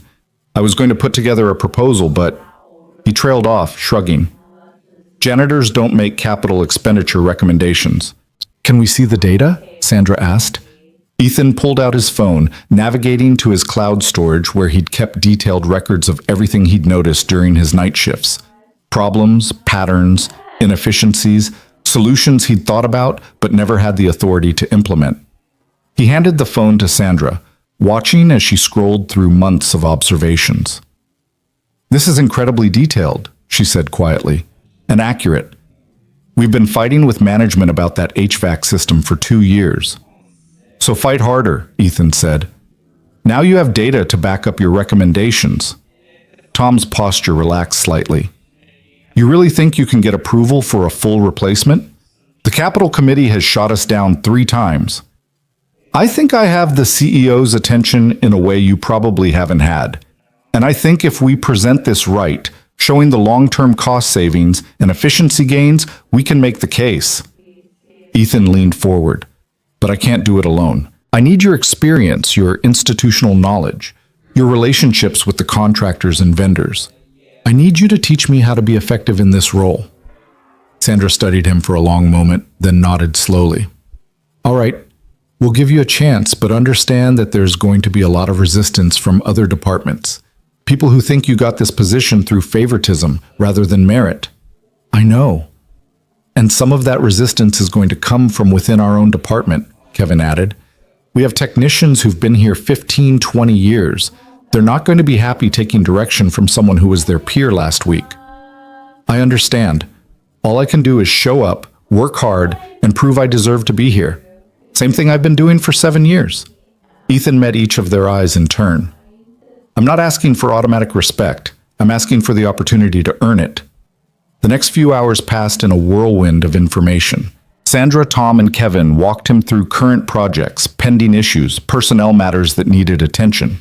Ethan took notes furiously, his head spinning with details about maintenance contracts and staffing schedules and budget variances. At 10 o'clock, James appeared to escort him to Victoria's office. The team leads exchanged knowing looks as Ethan left, and he wondered what rumors were already circulating about his relationship with the CEO. Victoria was on a phone call when he arrived, gesturing for him to sit while she finished discussing quarterly projections with someone who clearly wasn't giving her the answers she wanted.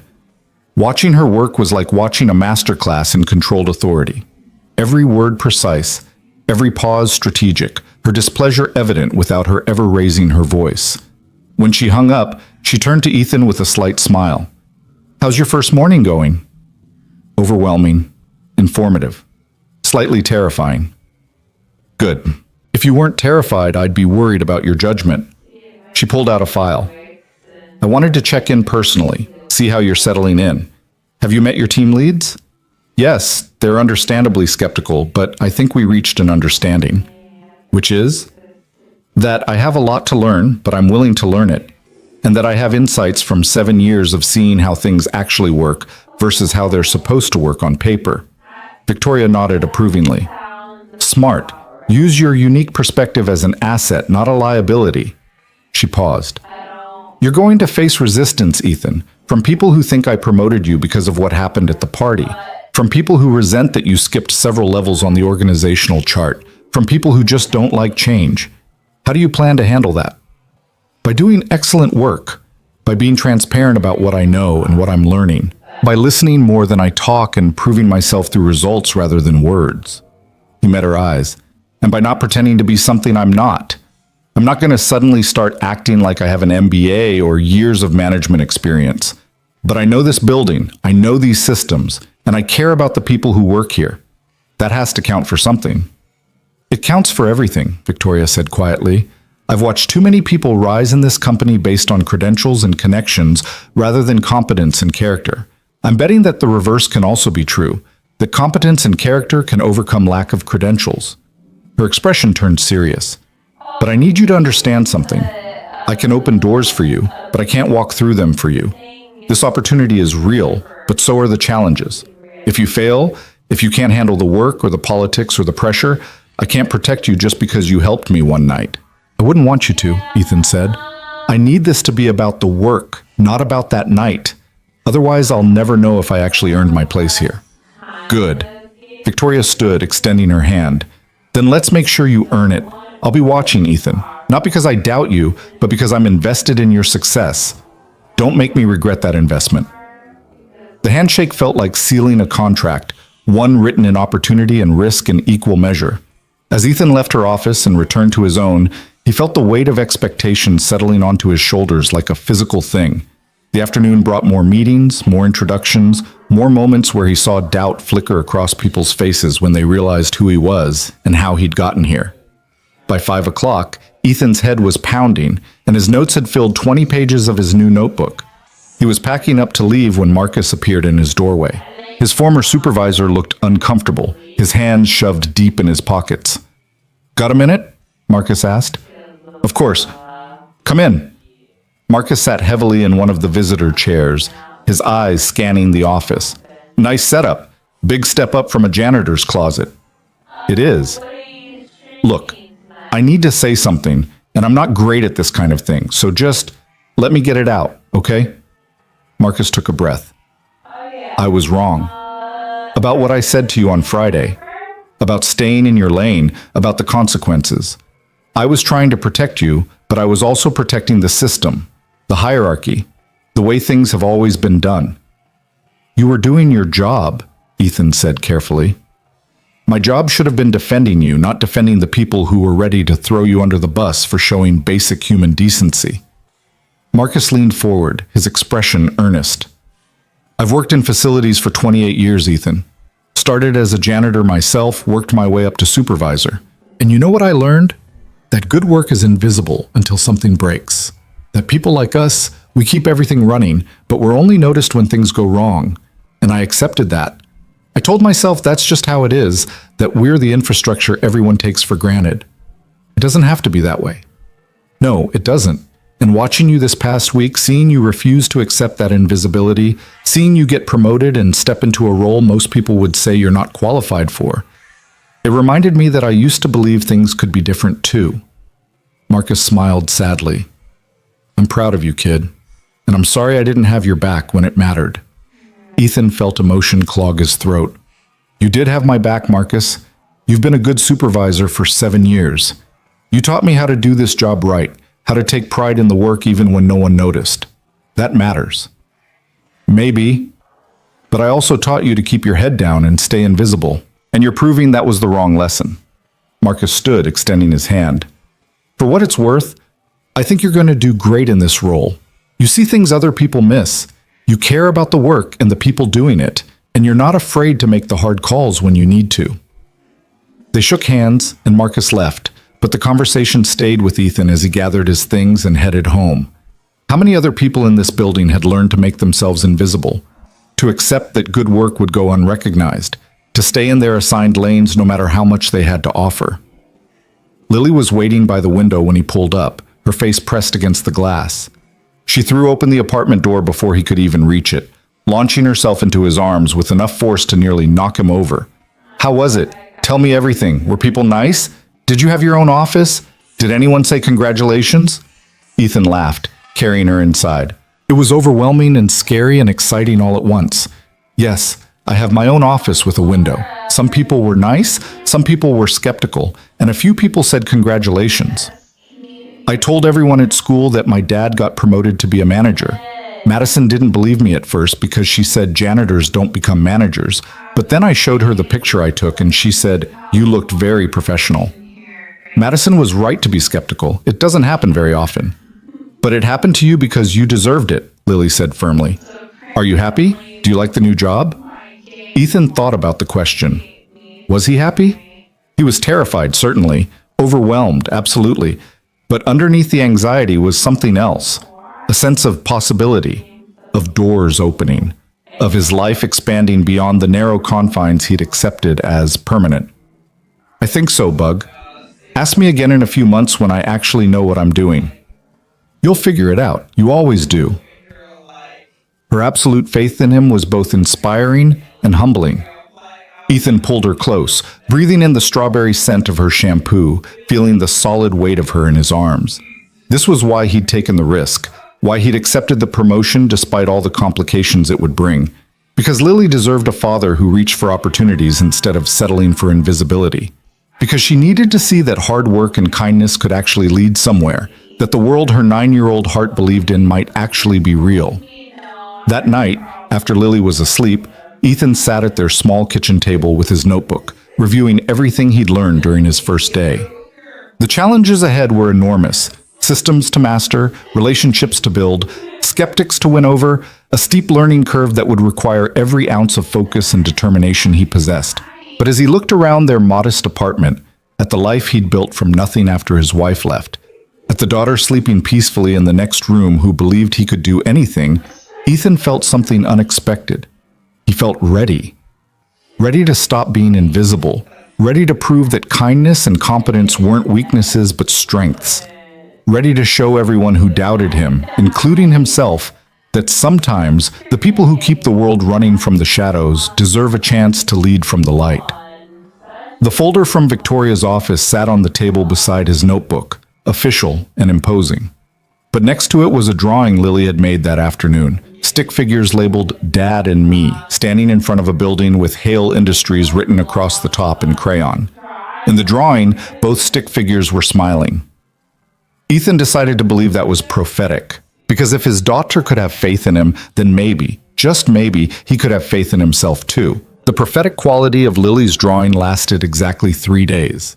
On Thursday morning, Ethan arrived at his office to find an envelope on his desk, plain white with no return address. Inside was a single printed page, the kind of anonymous corporate cruelty that flourished in buildings like this one. The message was brief and brutal. Everyone knows you slept your way into this job. How does it feel to prostitute yourself for a promotion? Enjoy it while it lasts. Ethan's hands trembled as he read it, a cold fury rising in his chest. He'd expected resistance, anticipated skepticism, prepared himself for professional doubts about his qualifications. But this was different. This was personal, vicious, designed to wound rather than question. He was still staring at the letter when Sandra knocked on his doorframe, her expression darkening when she saw what he was holding. "Let me guess," she said. "Anonymous hate mail? You've seen these before. Tom got one last year when he recommended his nephew for an internship. Someone accused him of nepotism, said some pretty ugly things." Sandra crossed her arms. "Welcome to office politics. When people can't attack your work, they attack your character. Should I report it to HR? You could. They'll file it, investigate, probably never find who sent it. Meanwhile, word spreads that you're tattling to HR on your 4th day, and it makes you look weak." She paused. "Or you could shred it and prove you're tougher than whoever sent it." Ethan looked at the letter again, at the words designed to make him feel dirty for accepting an opportunity he'd earned.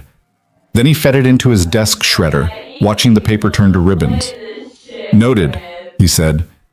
"Anything else I should know about surviving here?" Sandra's expression softened slightly. "Don't eat lunch alone. Sounds stupid, but visibility matters. People need to see you're part of the team, not isolated in your office.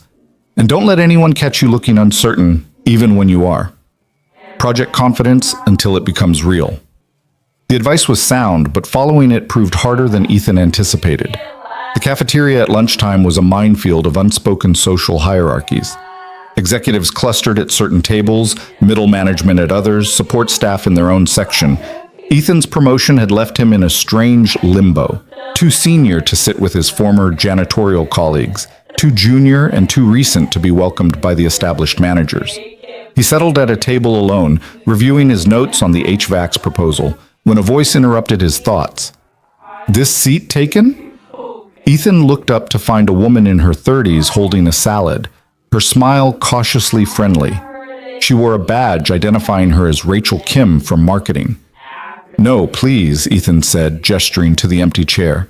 Rachel sat, and within moments 2 others joined them, Daniel from IT and Jennifer from accounting. Ethan braced himself for suspicion or judgment, but instead they started talking about a facilities request that had been pending for weeks. "The heating in our section hasn't worked right in months," Jennifer said. "We've submitted 3 tickets, but nothing ever gets fixed." "Which floor?" Ethan asked, already pulling out his phone to make a note. "6th, northeast corner. That's zone 3 on the climate control system. There's a damper issue we've been trying to address, but the parts have been back-ordered." He made a note to follow up with Sandra about expediting the order. "I'll look into it this afternoon." Rachel's eyebrows rose. You actually know the zone numbers? I spent 7 years learning every system in this building. The knowledge doesn't disappear just because my title changed. So the rumors are true, Daniel said, his tone curious rather than hostile. You really were a janitor here before? Night shift maintenance, yes. And Victoria Hale actually promoted you because you helped her at the holiday party. Here it was, the question everyone wanted to ask, but most people danced around. Ethan set down his fork and met Daniel's eyes directly. Ms. Hale promoted me because I've worked here for 7 years and know these systems better than most people realize. The holiday party was when she finally noticed that, but it wasn't why I'm qualified for this job. I'm qualified because I've been doing facilities work since before some of the managers here even started at this company. But you don't have a degree, Jennifer said. How did you get past HR requirements? Ms. Hale waved them. She decided experience and demonstrated competence mattered more than credentials. Ethan kept his voice level, professional. I understand that's unusual. I also understand some people think I don't deserve this position. All I can do is prove myself through my work. Rachel was quiet for a moment, then nodded. Fair enough. For what it's worth, I hope you do prove yourself. This company could use some new perspectives in leadership. The conversation shifted to safer topics after that, but Ethan left lunch feeling both encouraged and exhausted. Every interaction was a test, every question a potential trap. He was hyper-aware of how he spoke, how he carried himself, whether his clothes were appropriate, if his vocabulary marked him as educated enough or too working class. It was exhausting in ways his night shift had never been. The afternoon brought a budget review meeting with department heads, Ethan's first exposure to the executive-level politics he'd only observed from a distance before. He sat at a conference table surrounded by people with impressive titles and expensive suits, acutely aware of his thrift store shirt and the nervous sweat dampening his collar. The CFO, a sharp-featured man named Robert Chen, clicked through spreadsheets with barely concealed irritation. Facilities is requesting a $2.3 million capital expenditure for HVAC replacement. That's significantly above your normal maintenance budget. Yes, sir, Ethan said, trying to keep his voice steady. But if you look at the cost analysis, I'm looking at the fact that your department has consistently come in under budget for equipment replacement the past 3 years. Now suddenly you need millions? Explain the discrepancy. Ethan pulled up the spreadsheet he'd prepared, the 7 years of data he'd collected during his night shifts. The previous strategy was to repair rather than replace, which kept annual costs low. But that approach has resulted in declining efficiency and increasing emergency repair frequency. This graph shows energy costs for floors. 8 through 11 have risen 37% over 4 years, directly correlated with HVAC system degradation. Energy costs rise every year. That doesn't justify... Not at this rate, they don't, Ethan interrupted, then immediately regretted it when Chen's eyes narrowed. I apologize. What I mean is, the rate of increase is abnormal and directly traceable to equipment failure. Additionally, we've had 14 emergency repair calls in the past 18 months, each costing between $8,000 and $12,000. That's over $150,000 in reactive spending that could have been avoided with proactive replacement. Where did you get this data? The question came from another executive, a woman Ethan recognized as the VP of Operations. I tracked it. Every night for 7 years, I documented system performance, noted temperature complaints, recorded repair calls and costs. I saw patterns that weren't visible in quarterly reports because I was here when things broke, when employees complained, when contractors made promises they didn't keep. The room went quiet. Chen leaned back in his chair, reassessing Ethan with an expression that might have been respect or might have been calculation. You collected 7 years of operational data on your own initiative without being asked while working as a janitor? Yes, sir. I noticed things needed fixing, but I didn't have the authority to fix them. So I documented everything, thinking maybe someday the information would be useful. And now you have the authority, Chen said slowly. Interesting timing. The implication was clear, that Ethan had manufactured this data to justify his new position, to prove he deserved the promotion. Anger flared hot in his chest, But before he could respond, another voice cut through the tension. Robert, I reviewed Ethan's data myself last week. It's meticulous, accurate, and frankly embarrassing that we didn't have this level of operational visibility before now. Ethan turned to see Victoria standing in the doorway, her presence commanding immediate attention. She hadn't been scheduled for this meeting, but clearly she'd decided to attend anyway. The real question, Victoria continued, moving to the head of the table, isn't why facilities is requesting this expenditure now. It's why we ignored the problem for years because the person who noticed it didn't have the right title to be taken seriously. Chen's jaw tightened. With all due respect, Victoria, we can't approve every capital request just because what? Because the person making the request used to clean our offices? Victoria's voice was sharp enough to cut. The data supports the expenditure. The cost analysis shows ROI within 18 months. Either challenge the numbers on their merits or approve the request, but don't dismiss it because you're uncomfortable with who's presenting it. The silence that followed was arctic. Ethan wanted to disappear through the floor, wanted to be anywhere but in the middle of this power play. He'd wanted to prove himself on his own merit, not have Victoria swoop in to defend him like he couldn't handle professional scrutiny. The numbers are sound, the VP of Operations said finally. I move to approve the expenditure. Seconded, another executive added quickly. Chen looked like he wanted to argue further, but recognized a losing battle. Fine, approved, but I expect quarterly progress reports and strict adherence to the projected timeline. You'll have them, Ethan said, his voice steadier than he felt. The meeting adjourned shortly after, executives filing out with barely concealed whispers. Ethan gathered his materials slowly, waiting until the room emptied before approaching Victoria. I didn't need you to rescue me in there, he said quietly. Victoria's expression was unreadable. That wasn't a rescue. That was a correction. Chen was about to dismiss a solid proposal based on bias, and I don't tolerate that in my organization. But now everyone thinks I can't defend myself, that I'm just your pet project who runs to you whenever someone questions me. Then prove them wrong. Deliver on this project flawlessly. Show them the data was accurate, the projections were conservative, and the results exceed expectations. Victoria's voice softened slightly. I know you want to do this entirely on your own, Ethan, but leadership doesn't happen in isolation. Sometimes using your resources, including your relationship with the CEO, is smart strategy rather than weakness. It doesn't feel smart. It feels like confirming every suspicion people have about why I got this job. People are going to have those suspicions regardless of what you do. You could be perfect in this role, and someone would still claim you didn't earn it. She paused. The question is whether you're going to let their doubts control your actions or whether you're going to focus on the work and let the results speak for themselves. Ethan wanted to argue, wanted to explain that her intervention made everything harder. But the truth was more complicated. She wasn't wrong about Chen's bias, wasn't wrong about the data supporting the proposal. His pride wanted to handle everything himself, but maybe that was ego talking rather than strategy. I'll deliver on the project, he said finally, flawlessly. I know you will. As Victoria left, Ethan sank back into his chair, the weight of the day pressing down on him. His phone buzzed with a text from Sandra. Heard about the budget meeting. Welcome to the big leagues. You survived. That's what matters. Survived. That's what his professional life had become. A series of small survivals, each day another test of whether he belonged in this world he'd never been meant to inhabit.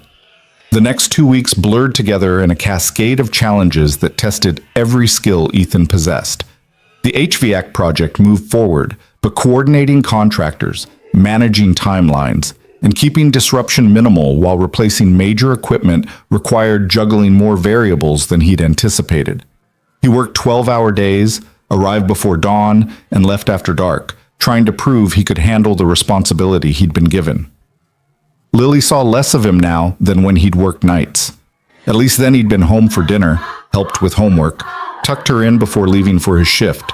Now he grabbed breakfast with her if he was lucky, texted her throughout the day, and often arrived home after she was already asleep. Mrs. Chen picked up the slack, but Ethan saw the way Lily's excitement about his promotion had dimmed, replaced by quiet resignation to his absence. I thought the new job meant you'd be home more, Lily said one Saturday morning, her voice small over a breakfast he'd finally had time to make. I know, Bug. I'm sorry. It's just temporary while I'm getting everything set up. Once the HVAC project is finished and I have systems in place, I'll have more regular hours. That's what you said last week. The accusation, delivered with 9-year-old directness, hit harder than any anonymous letter or skeptical executive. You're right. I did say that, and I was wrong. The job is taking more time than I expected. Do you like it? The new job? Lily pushed her pancakes around her plate. You seem tired all the time now, and worried. I am tired and worried, but I also feel like I'm doing something that matters, something more than just cleaning up after other people. He reached across the table to take her hand. I'm sorry I haven't been around as much. That wasn't supposed to be part of this deal. Madison's dad changed jobs last year, and he says all new jobs are hard at first, but they get easier.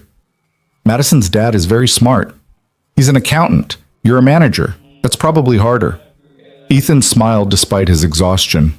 Definitely harder. How did you get so wise? I read a lot, Lily said matter-of-factly. Books teach you things. The weekend provided a brief respite, time to catch up on sleep and spend actual hours with his daughter.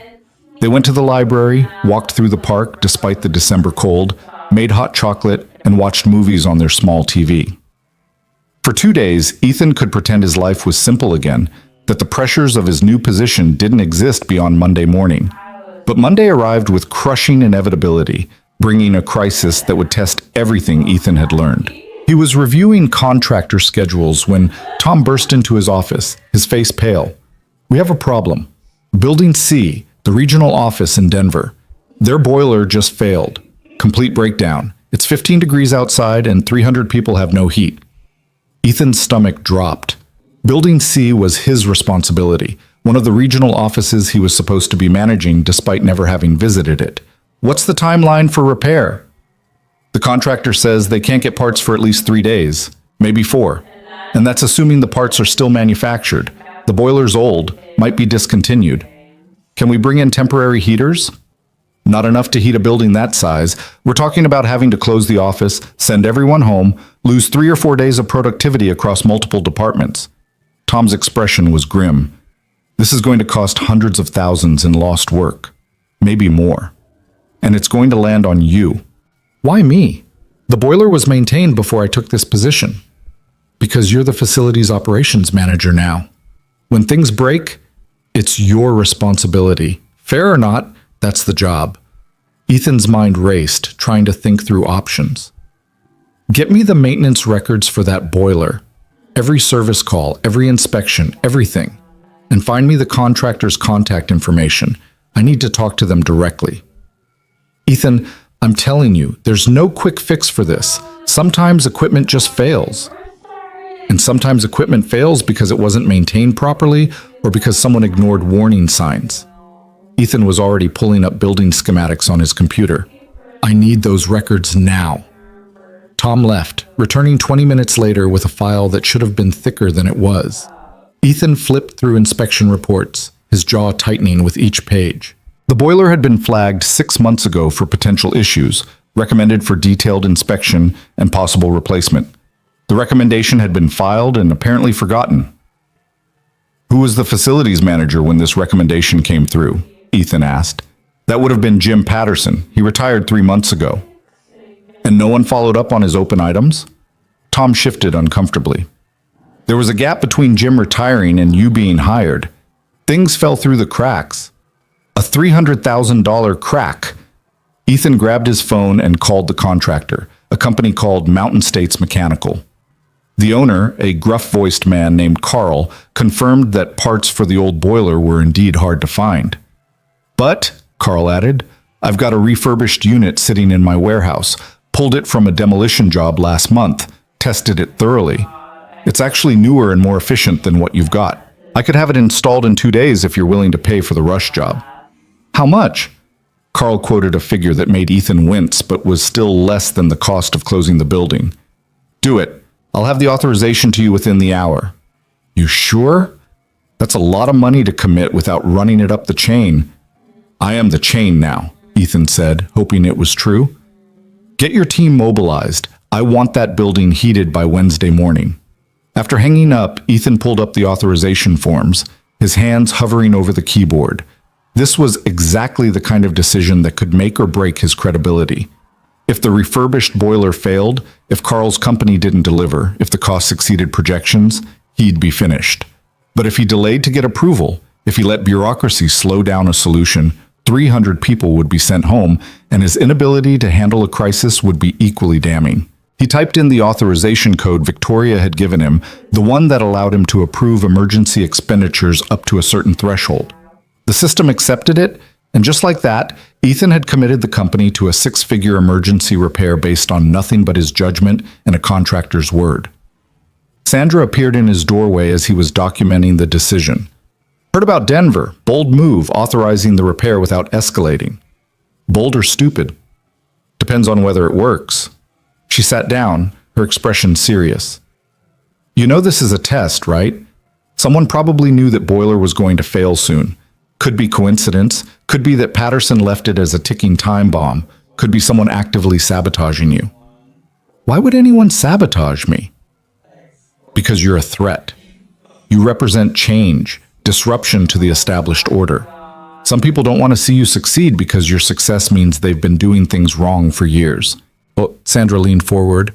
I'm not saying that's definitely what's happening, but in this building, you should always assume someone's testing you and act accordingly.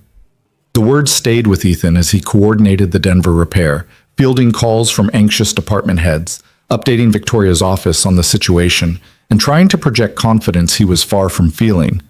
By Tuesday afternoon, Carl's team had the new boiler partially installed.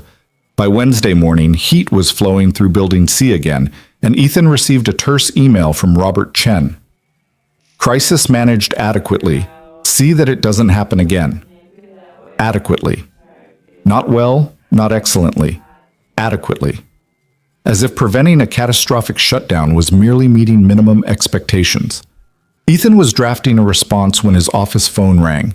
Victoria's assistant, asking if he could come to her office immediately. The summons felt ominous. Ethan took the elevator up to 23, trying to prepare himself for whatever was coming. Had he overstepped with the Denver authorization? Was Chen pushing back? Had someone complained about his handling of the crisis? Victoria was standing at her window when he entered, her back to the door. Close it, she said without turning.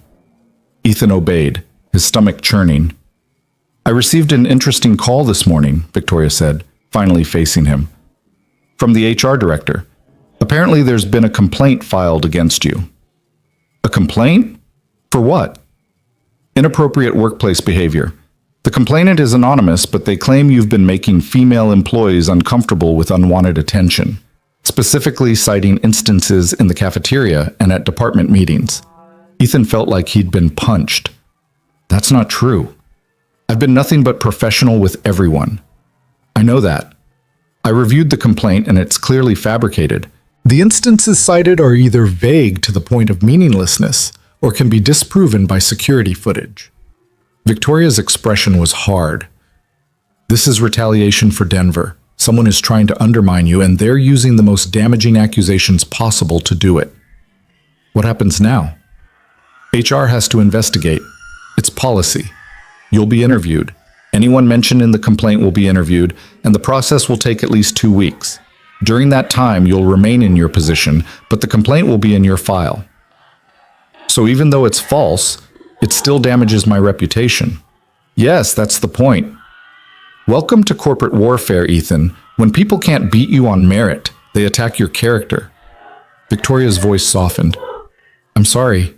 I knew you'd face resistance, but I didn't anticipate it would get this vicious this quickly. You think it's someone in my department? Someone who resents the promotion? Possibly. Or someone in another department who doesn't like that I promoted you over their preferred candidate. Or someone who simply enjoys chaos. She paused. The question is how you respond. You can let this make you paranoid and defensive, or you can keep doing excellent work and trust that the truth will prevail.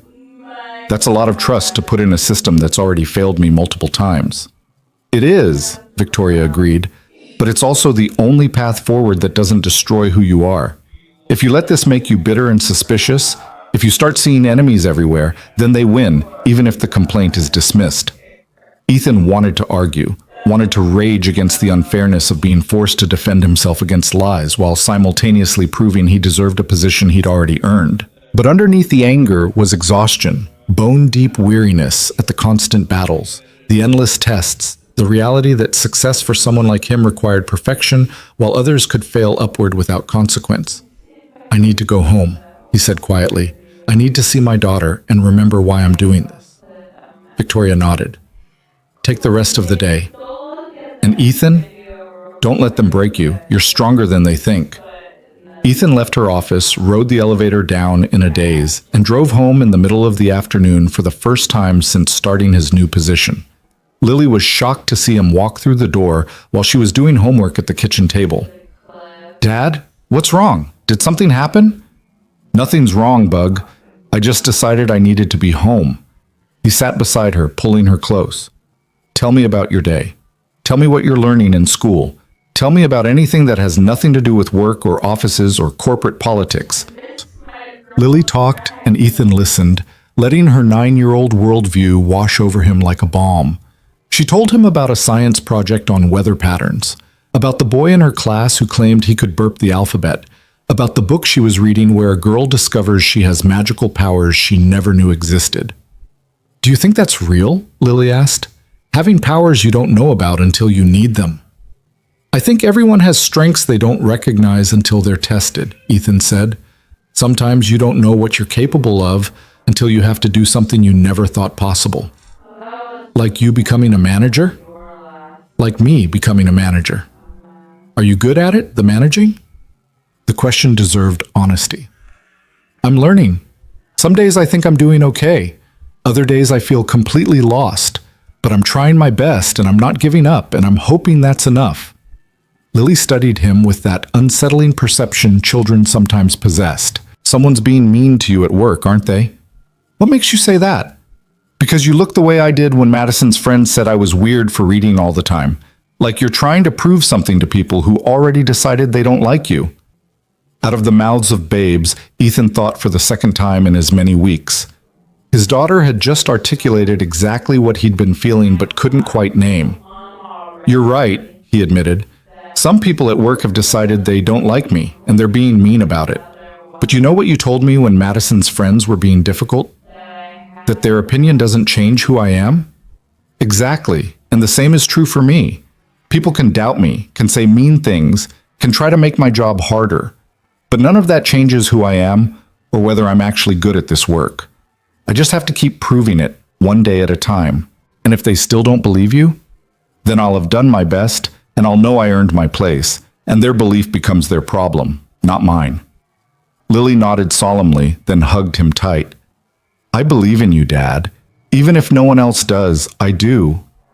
The simple declaration cracked something open in Ethan's chest. All the stress of the past weeks, all the doubts and fears and exhaustion came pouring out in a way he hadn't allowed himself since accepting the promotion. Lily held him while he composed himself, her small arms surprisingly strong. "It's okay to be sad sometimes," she whispered. "You tell me that all the time." "I do, don't I? And you tell me that being sad doesn't mean giving up. It just means the thing is hard, but hard things can still be worth doing." Ethan laughed wetly, pulling back to look at his daughter. "When did you get so smart?" "I had a good teacher," she said, echoing words he'd once said to her. "And Dad, even if this job is really hard, even if people are mean, I'm glad you took it, because now you get to be home some afternoons like this, and that's better than you being gone all night, every night." It was such a simple thing, but Lily was right. Despite everything, despite the stress and the false accusations and the constant feeling of being under siege, there were small victories. Afternoons like this. The ability to help Lily with homework in daylight instead of reviewing it bleary-eyed after a night shift. The chance to prove that people like them could rise beyond the limitations others tried to impose. That night, after Lily was asleep, Ethan sat at the kitchen table and drafted a detailed response to the HR complaint. He outlined his interactions with every employee mentioned, provided timestamps and witnesses, and offered to submit to any investigation necessary to clear his name. He didn't express anger or defensiveness, simply presented facts with the same meticulous attention to detail he'd brought to tracking HVAC data for 7 years. If someone was trying to break him, trying to force him back into invisibility, they'd underestimated how much he'd already survived. He'd built a life from nothing after his wife left. He'd raised a daughter alone while working nights and stretching every dollar. He'd maintained dignity and competence in a job that most people dismissed as beneath notice. A false HR complaint was just another obstacle, another test of whether he belonged in a world that had never wanted people like him in the first place. And Ethan was done apologizing for taking up space in that world. He was done being invisible, done accepting that good work should go unrecognized, done believing that kindness was a liability rather than a strength. Tomorrow, he'd go back to the office and face whatever came next. He'd manage the HVAC project, respond to the investigation, and prove that his promotion was earned through merit, not favoritism. Because his daughter believed in him. And that, Ethan decided, was worth more than all the anonymous letters and false accusations in corporate politics combined. The conviction Ethan felt at his kitchen table lasted until he walked into Hale Industries the next morning and saw the way conversations stopped when he passed. The whispers had always been there, lurking at the edges of his new reality, but now they were blatant, undisguised. People didn't even bother pretending they weren't talking about him. He made it to his office and closed the door, leaning against it for a moment to gather himself. His phone buzzed almost immediately with a text from Sandra. Conference room B, 9 a.m., emergency team meeting. HR will be there. The meeting was exactly as uncomfortable as Ethan anticipated. Margaret Chen from HR sat at the head of the table, her expression professionally neutral as she explained the investigation process. His 3 team leads were present, along with 2 other department managers Ethan barely knew. Everyone avoided making direct eye contact except Tom, who looked genuinely angry on Ethan's behalf. The complaint alleges a pattern of behavior over the past 3 weeks, Margaret said, reading from her notes. Specifically, unwanted attention directed at female employees during lunch periods and in departmental meetings. Mr. Cole, you'll have an opportunity to respond to each allegation individually, but I want to be clear that this is a serious matter. We take all harassment complaints seriously, regardless of the complainant's identity. I understand, Ethan said, keeping his voice level. And I welcome a thorough investigation because these allegations are completely false. That will be determined through the process. In the meantime, I need to ask if anyone in this room has witnessed behavior from Mr. Cole that could be construed as inappropriate. The silence stretched out, uncomfortable and heavy. Finally, Kevin spoke up. I've worked with Ethan almost every day since his promotion. I've seen him interact with dozens of employees, male and female. He's been nothing but professional. Frankly, he's been so focused on learning the job that I doubt he's had time or energy to harass anyone, even if he were inclined to, which I don't believe he is. I can confirm that, Sandra added. I've been in multiple meetings where women were present. Ethan's behavior has been appropriate. If anything, he's been overly cautious about maintaining professional boundaries. Margaret made notes, her pen scratching across paper. And what about the cafeteria incidents mentioned in the complaint? Allegedly approaching female employees during lunch and making them uncomfortable with personal questions? Tom laughed, a short, bitter sound. I've had lunch with Ethan twice. Both times other people approached him, not the other way around. And the questions he asked were things like, which floor are you on and how can I help with your facilities issues? Real threatening stuff. Sarcasm isn't helpful, Mr. Bradley. Neither are anonymous complaints designed to destroy someone's career, Tom shot back. We all know this is retaliation. The question is whether HR is going to do their due diligence or just accept accusations at face value because it's easier than admitting someone's weaponizing the system. Margaret's expression tightened. I assure you, this investigation will be thorough and fair. Mr. Cole, I'll need you to provide a detailed account of your interactions with all employees over the past month, including dates, times, and witnesses when possible. I'll also be interviewing the individuals mentioned in the complaint to get their perspective. When will I know the results? Ethan asked. These investigations typically take 2 to 3 weeks. You'll remain in your position during that time, but I'd advise limiting one-on-one interactions with female staff members until this is resolved. The advice felt like a trap. Follow it and confirm the suspicion that he was guilty, or ignore it and risk another complaint. Ethan nodded stiffly. already composing the documentation Margaret had requested in his head. After the meeting dispersed, Sandra lingered, closing the door behind the others. This is orchestrated. Someone with access to HR processes, someone who knows exactly how to file a complaint that will trigger the maximum investigation. Any idea who? My money's on Robert Chen or someone in his orbit. He didn't like being challenged in that budget meeting, and he has the political connections to make something like this happen. She paused. But I can't prove it, and even if I could, calling out the CFO without evidence would be career suicide. So I just endure the investigation and hope the truth comes out? Unless you have a better option.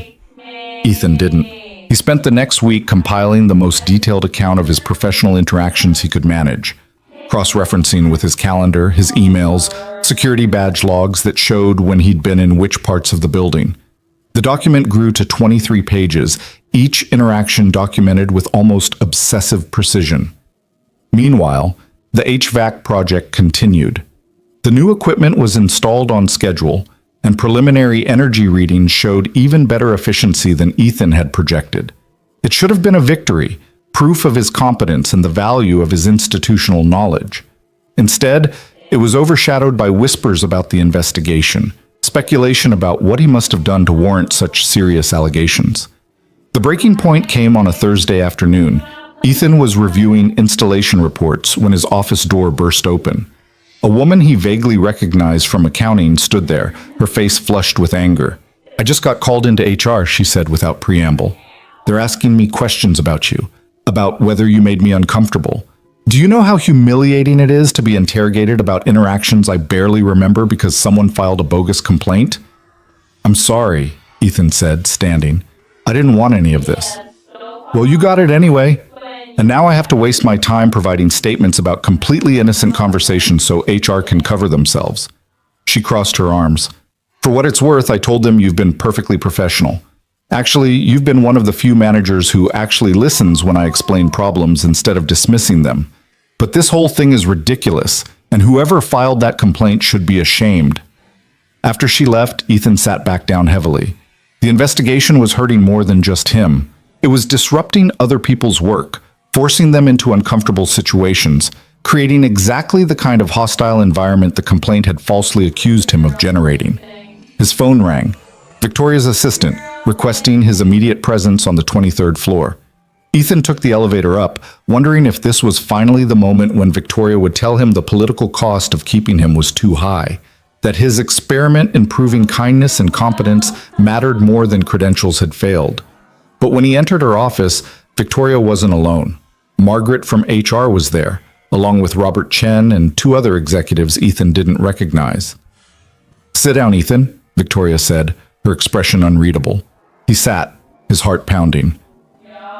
"The investigation is complete," Margaret said. "After interviewing 12 employees, reviewing security footage, and examining your documented account, we've determined that the allegations were completely without merit. Not a single person corroborated any aspect of the complaint, and several individuals specifically contradicted the claims. The complaint has been dismissed and expunged from your record." Relief washed over Ethan so intensely he felt dizzy. "Thank you." "However," Margaret continued, "we were also able to identify the source of the complaint through digital forensics on the submission. The complaint was filed from a company computer in the finance department." Robert Chen's face had gone carefully blank. "That's a large department. Could have been anyone." "Actually, we were able to narrow it down further. The complaint was filed from your executive assistant's workstation, Mr. Chen." Margaret's voice was professionally neutral, but there was steel underneath. "Your assistant claims she didn't file it, which means either she's lying or someone used her computer without authorization." "My assistant would never," Chen started. "Your assistant also claims she was at lunch when the complaint was filed," Victoria interrupted. "Security badge logs confirm she left the building, which means someone else used her workstation, someone with access to the finance executive floor." She leaned forward. "Someone like you, Robert." The room went deadly quiet. Chen's jaw worked, his hands clenching on the armrests of his chair. "That's a serious accusation, Victoria. One you can't prove." "Can't I?" Your calendar shows you were in the office during the filing window. Your assistant keeps meticulous records of who accesses her computer when she's away. And frankly, Robert, you're the only person who had both motive and opportunity. Victoria's voice was cold enough to freeze. You didn't like being challenged by Ethan in the budget meeting. You didn't like that I promoted someone without an MBA over candidates you preferred. So you decided to eliminate the problem using the most damaging accusation possible. This is speculation, Chen said, but his voice lacked conviction. It's pattern recognition. You've done this before, Robert. 3 years ago, when Sarah Michaels challenged your accounting methods, she suddenly faced an ethics investigation. 2 years ago, when David Park pushed back on a finance decision, he was accused of insider trading. Both investigations were eventually dismissed, but the damage was done. Careers were derailed, reputations were tarnished. You can't prove any connection. I don't need to prove it in court. This is my company, not a legal proceeding. Victoria stood, and her presence seemed to fill the entire room. I'm giving you a choice, Robert. You can resign, effective immediately, with a generous severance package and a neutral reference. Or I can launch a formal investigation into your conduct, subpoena all your emails and communications, and make very public exactly how you've weaponized HR processes to eliminate anyone who challenges you. Chen's face had gone from blank to ashen. You're bluffing. You need me. The board trusts my financial oversight. The board trusts numbers, Robert. They don't care who produces them as long as they're accurate. And your deputy has been doing most of the actual work for the past 2 years anyway. Victoria's smile was sharp. So, what's it going to be? The silence stretched out for what felt like an eternity. Ethan sat frozen, watching this power play unfold, realizing that Victoria was doing for him what he could never have done for himself, wielding her authority like a weapon against someone who tried to destroy him. Finally, Chen stood. I'll have my resignation letter on your desk within the hour. Make it 30 minutes. And Robert, if I hear even a whisper of you trying to sabotage this company or its employees after you leave, I will make sure every detail of your conduct becomes very public. Are we clear? Chen didn't answer, just turned and walked out, his shoulders rigid with suppressed rage. After he left, the other executives made their excuses and departed quickly, leaving Ethan alone with Victoria and Margaret. Is it really over? Ethan asked. The investigation is closed, Margaret said. The complaint has been dismissed, and we've documented the false filing for our records. I'm sorry you had to go through this, Mr. Cole. The system is supposed to protect people, not be weaponized against them. After Margaret left, Ethan turned to Victoria. You didn't have to do that. Force him out. You could have just closed the investigation. And let him try again in 6 months? Or target someone else who challenges him? Victoria shook her head. Robert Chen has been a problem for years. I've tolerated him because he was good at his job and the board liked him. But there's a difference between tolerating difficult personalities and enabling people who deliberately harm others. Your situation was the final straw. So I'm the reason the CFO just resigned? You're the catalyst that forced me to finally deal with a problem I should have addressed years ago. Victoria's expression softened. And before you start feeling guilty, understand that this wasn't about you specifically. It was about establishing that in this company, competence and character matter more than politics and credentials. That people who work hard and act with integrity deserve protection, not persecution. Even when protecting them costs you a CFO? Especially then. Because if I won't stand up for my employees when it's difficult, then all my talk about values is just empty corporate speak. She paused. How's the HVAC project coming? The subject change was deliberate, giving Ethan space to process what had just happened. Ahead of schedule and under budget. The new systems are running at 93% efficiency, which is 7 points better than projected. Good. When it's complete, I want you to present the results to the board. Show them what institutional knowledge and careful observation can achieve when combined with proper authority. The board? Victoria, I can't. You can, and you will. The board needs to see that unconventional promotions can yield exceptional results. They need to understand that the skills required for leadership aren't always the ones taught in business school. Her voice was firm. You've proven yourself, Ethan, multiple times over. Stop questioning whether you deserve to be here and start owning the fact that you've earned it. The words settled into Ethan's chest, warm and solid. He'd spent weeks fighting to prove himself, defending his presence, apologizing for taking up space. Maybe it was time to stop. "Okay," he said. "I'll present to the board." "Good. Now go home. Spend time with your daughter. The crisis is over." Ethan left her office feeling lighter than he had in weeks. The elevator ride down felt different somehow, like he was moving through the building as someone who belonged rather than someone waiting to be discovered as an imposter. Sandra was waiting by his office when he returned. "I heard Chen's out. Is it true?" "He resigned. Voluntarily?" "More or less." Ethan managed a smile. Victoria gave him a choice. He chose the dignified exit. Sandra let out a low whistle. "She really went to bat for you. That's going to send a message through the organization." "What kind of message?" "That she's serious about this, about promoting from within, about valuing different kinds of experience, about not tolerating people who abuse power." Sandra leaned against the door frame. "It's going to make some people nervous, but it's also going to give a lot of people hope." Over the next 2 weeks, Ethan felt the shift in how people treated him. The whispers didn't stop entirely, but they changed character.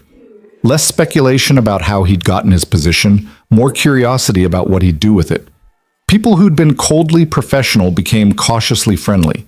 Department heads who'd dismissed his input started actually listening. The HVAC project completed on schedule, delivering everything Ethan had promised and more. The energy savings were significant enough that Victoria asked him to develop a comprehensive building efficiency strategy for all company facilities. It was exactly the kind of high-visibility project that could establish his reputation beyond the circumstances of his promotion.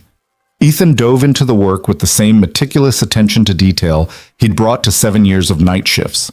He consulted with his team leads, researched best practices, visited the regional offices to understand their specific challenges. The strategy document he produced was 70 pages of carefully researched recommendations backed by cost-benefit analyses and implementation timelines.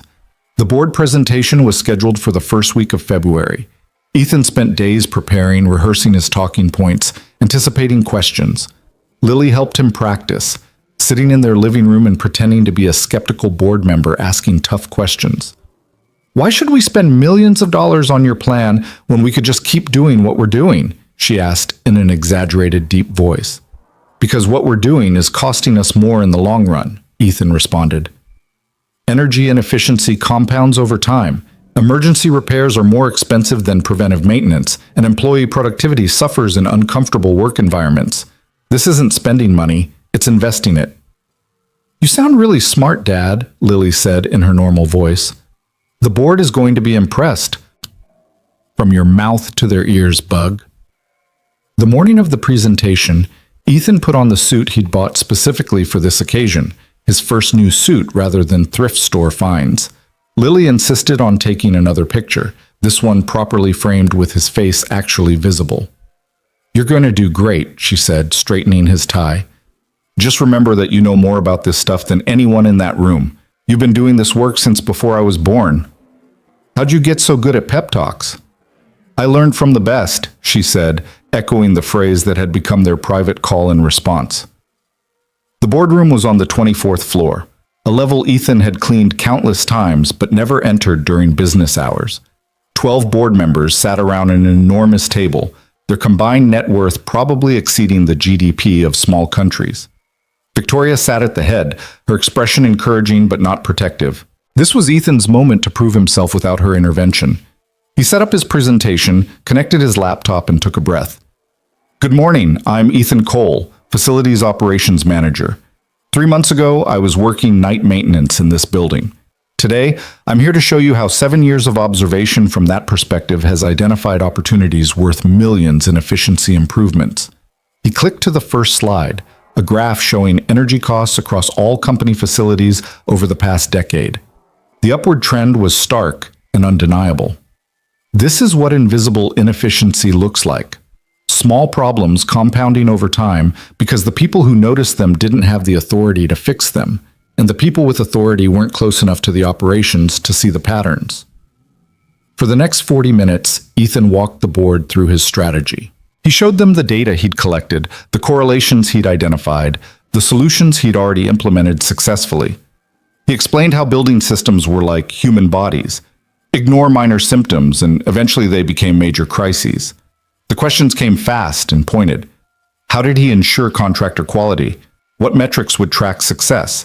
Why should they trust projections from someone with no formal training in facilities management? You shouldn't trust them because of my credentials, Ethan said to that last question. You should trust them because I can show you 7 years of data proving I understand these systems. Because the HVAC project I completed last month came in under budget and exceeded performance targets. Because I've lived in these buildings in ways most facilities managers never do. I've seen what breaks, when it breaks, why it breaks. That's worth more than any degree. One of the board members, an older woman named Patricia, leaned forward. Mr. Colt, this is an impressive presentation, but I have to ask, is this about building efficiency, or is this about proving that Ms. Hale's unorthodox promotion decision was justified? The question hung in the air, the subtext clear. Was this real value or just performance? Ethan met her eyes steadily. Ma'am, with respect, whether my promotion was orthodox or unorthodox is irrelevant to whether this strategy will save the company money. The data stands on its own merit.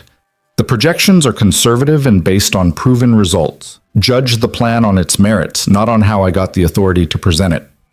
Patricia smiled slightly. Fair answer. I moved to approve the strategy with a 6-month pilot program across 3 regional facilities. Seconded, another board member said immediately. The vote was unanimous. Ethan had to work to keep his expression professional as relief and pride warred in his chest. He'd done it. Proven himself to the people who ultimately controlled the company's direction, and done it on merit rather than charity. After the meeting, board members came up to shake his hand, offer congratulations, ask follow-up questions. Patricia lingered after the others had left. You handled yourself well in there, she said, especially when I challenged you. Thank you, though I suspect you already supported the plan before asking the question. Sharp. You're right, I did, but I needed to see how you'd respond to having your credibility questioned, whether you'd get defensive or stick to the facts. She extended her hand. Welcome to leadership, Mr. Cole. You've earned your place here. Victoria caught up with him in the hallway outside the boardroom. Proud of you. That was a masterclass in letting the work speak for itself. I just told the truth. Turns out that's easier than trying to be something I'm not. Funny how that works. She paused. I have something for you. Come by my office tomorrow morning. The next morning, Ethan arrived to find an envelope on Victoria's desk. She handed it to him with an expression he couldn't quite read. Open it. Inside was a letter on official Hale Industries stationery. Ethan scanned it quickly, his eyes widening. It was a promotion, not just a title change, but elevation to Director of Facilities and Operations, with responsibility for all company buildings and a salary increase that made his throat tight. Victoria, this is too much. I've only been in my current role for 3 months. And in those 3 months, you've completed a major infrastructure project ahead of schedule and under budget, developed a comprehensive efficiency strategy that the board unanimously approved, and weathered political attacks that would have broken most people. You've more than earned this. She leaned back in her chair. Besides, I need someone I can trust in this role, someone who sees the organization clearly because they've lived at every level of it. Someone who understands that leadership isn't about credentials or connections, but about competence and character. I don't know what to say. Say you'll accept it. Say you'll keep proving that my father's belief in the dignity of working people wasn't naive idealism. Say you'll show everyone in this building that kindness and hard work still matter. Ethan thought about that night at the holiday party, about choosing to help someone when everyone else walked away, about Lily's conviction that something good would happen if he took that risk, about every night he'd spent cleaning these floors, every observation he'd documented, every moment he'd felt invisible and chose to show up anyway. I accept, he said, and I'll do my best to honor your father's memory. I know you will. That's why I chose you. That evening, Ethan came home to find Lily waiting with Mrs. Chen, both of them grinning conspiratorially. The small table was set with their best dishes, which meant the ones without chips, and Mrs. Chen had made a lasagna that filled the apartment with warmth and garlic. What's all this? Ethan asked. We're celebrating, Lily announced. Mrs. Chen saw the news on the company website. You got another promotion. I haven't even announced it publicly yet. The internet is very fast, Mr. Cole, Mrs. Chen said with a knowing smile.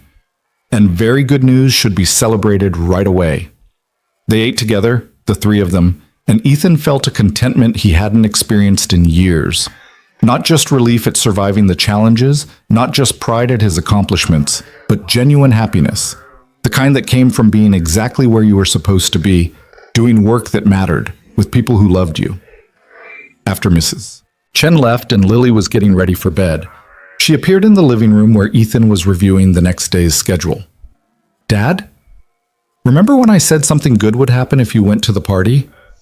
I remember. I was right, wasn't I? Ethan pulled her into a hug. You were absolutely right. You saw something I couldn't see. That taking risks, showing kindness, being willing to step outside my comfort zone, those things could actually lead somewhere good. Do you still work too much? Probably, but I'm getting better at balancing it, and this new role will give me more control over my schedule. Good, because I like having you home, she paused. And Dad? I'm really proud of you. Not because of the promotions or the fancy titles, because you helped someone when they needed it, even though it was scary. That's the important part. Out of the mouths of babes, Ethan thought for the third and final time. His daughter understood what many adults never grasped. That character revealed itself in small choices, in moments of decision when the easy path diverged from the right one. Later, after Lily was asleep, Ethan stood at the window of their modest apartment, looking out at the city lights. Somewhere out there was Hale Industries, the building he'd cleaned for 7 years, where he'd been invisible until one choice changed everything. He thought about Victoria, about her father who'd died invisible and unrecognized, about Marcus, who'd learned to accept limitations that shouldn't have existed, about all the other people in buildings across the city who kept the world running from the shadows, whose work went unnoticed until something broke. And he thought about the opportunity he'd been given, not just to rise himself, but to change how the organization saw people like him, to prove that janitors could become directors, that kindness was strength, that the people everyone overlooked might be exactly who you needed to see. His phone buzzed with an email from Sandra. Heard about the promotion? Well deserved. Your first directive as director should be giving yourself a weekend off. You've earned it. Ethan smiled and typed back. Already planning it. Taking Lily to that new science museum she's been talking about. Then maybe we'll grab pizza and do absolutely nothing work-related for 48 hours. Sandra's response was immediate. Now that's the kind of leadership I can support.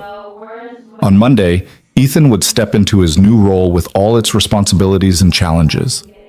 He'd continue learning, continue proving himself, continue working to honor the faith Victoria and his team had placed in him. There would be more obstacles, more people who doubted him, more moments when he'd question whether he truly belonged in rooms where decisions were made and futures were shaped.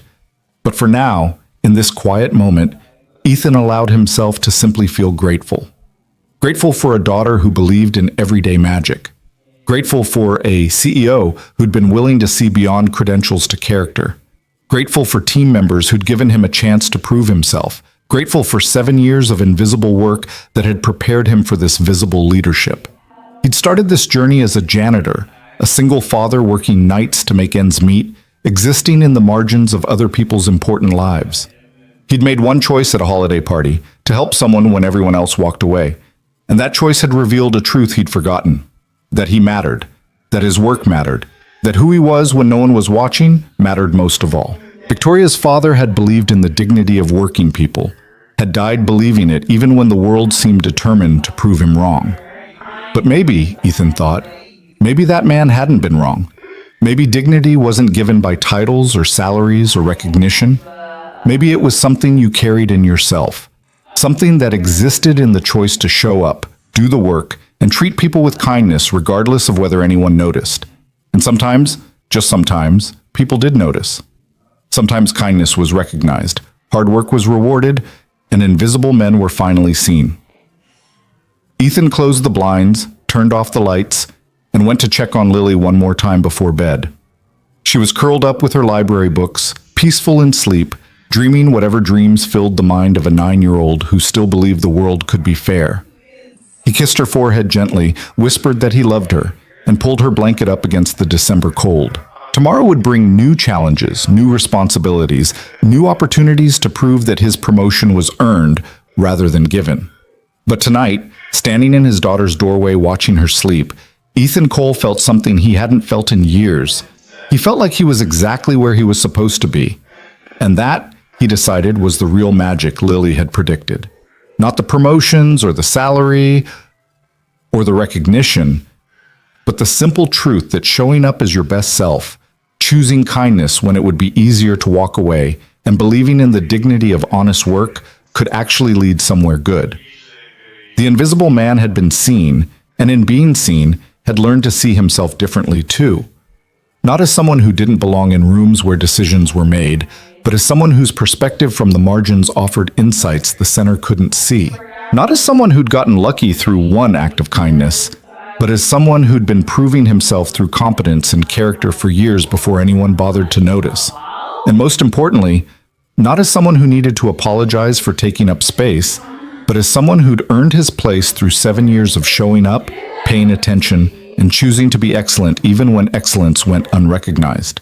The story that had started with a drunk CEO at a holiday party and a janitor who chose to help her ended not with grand gestures or dramatic vindication, but with something quieter and more profound. A man coming home to his daughter, stepping into a future built on kindness and competence, and finally believing he deserved it. Because he did deserve it. And Lily had been right all along. Something good had happened, something better than either of them could have imagined. Not because the world was fair, but because one person had chosen to make it a little bit fairer through the simple act of seeing another human being and refusing to look away. That was the kind of magic worth believing in, the kind that changed lives one small choice at a time.